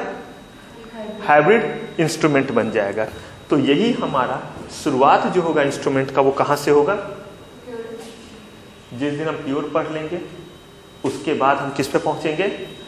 उसमें बस थोड़ा सा ही बतलाना रहेगा। क्या बतलाना रहेगा? कि कैसे इसको क्या करना है? मिलाना है। ये नहीं कि कैसे भी मिलाया तो बोल दिया। और उसके बाद जब इसको पढ़ लेंगे तब आएंगे किस पे? और जब इसको पढ़ लेंगे तो हमारा कैपिटल मार्केट इंस्ट्रूमेंट खत्म हो जाएगा। खत्म नहीं हुआ है, ऐसे करेंगे तो क्या हो जाएगा? खत्म हो जाएगा। तो हमारा पहला हमला कहां पे होगा? Pure instrument. कि प्योर इंस्ट्रूमेंट क्या होता है। अब यही प्योर इंस्ट्रूमेंट हमारा जो है, ये प्योर इंस्ट्रूमेंट हमारा जो है वो अलग अलग जो है वो किस में बनेगा? टुकड़ों में जाएगा। कि प्योर इंस्ट्रूमेंट का ही एग्जांपल आप equity share, preferential shares, debenture. अब ये क्या होता है ये जानना रहेगा। अगर हम कहते हैं किसी चीज को जो है प्योर इंस्ट्रूमेंट, इक्विटी शेयर कहते हैं, तो किस चीज को इक्विटी शेयर कहेंगे, किसको प्रेफरेंशियल कहेंगे, प्योर शेयर इंस्ट्रूमेंट के कितने टाइप होते हैं, ये सारा चीज तो ये हम लोग देखेंगे नेक्स्ट एपिसोड में। यहाँ तक के चीज़ों को आपको अच्छे से रिवाइज कर लेना है और इससे आगे के क्लास को हम लोग देखेंगे नेक्स्ट क्लास में। मैंने आपसे पहले ही कहा है, जो भी चीज़ आज पढ़ाया जाता है उसको आप क्या करेंगे? रिवाइज। कितना समय? 20 मिनट। यकीन मानिए आपको 20 मिनट से ज़्यादा नहीं लगेगा।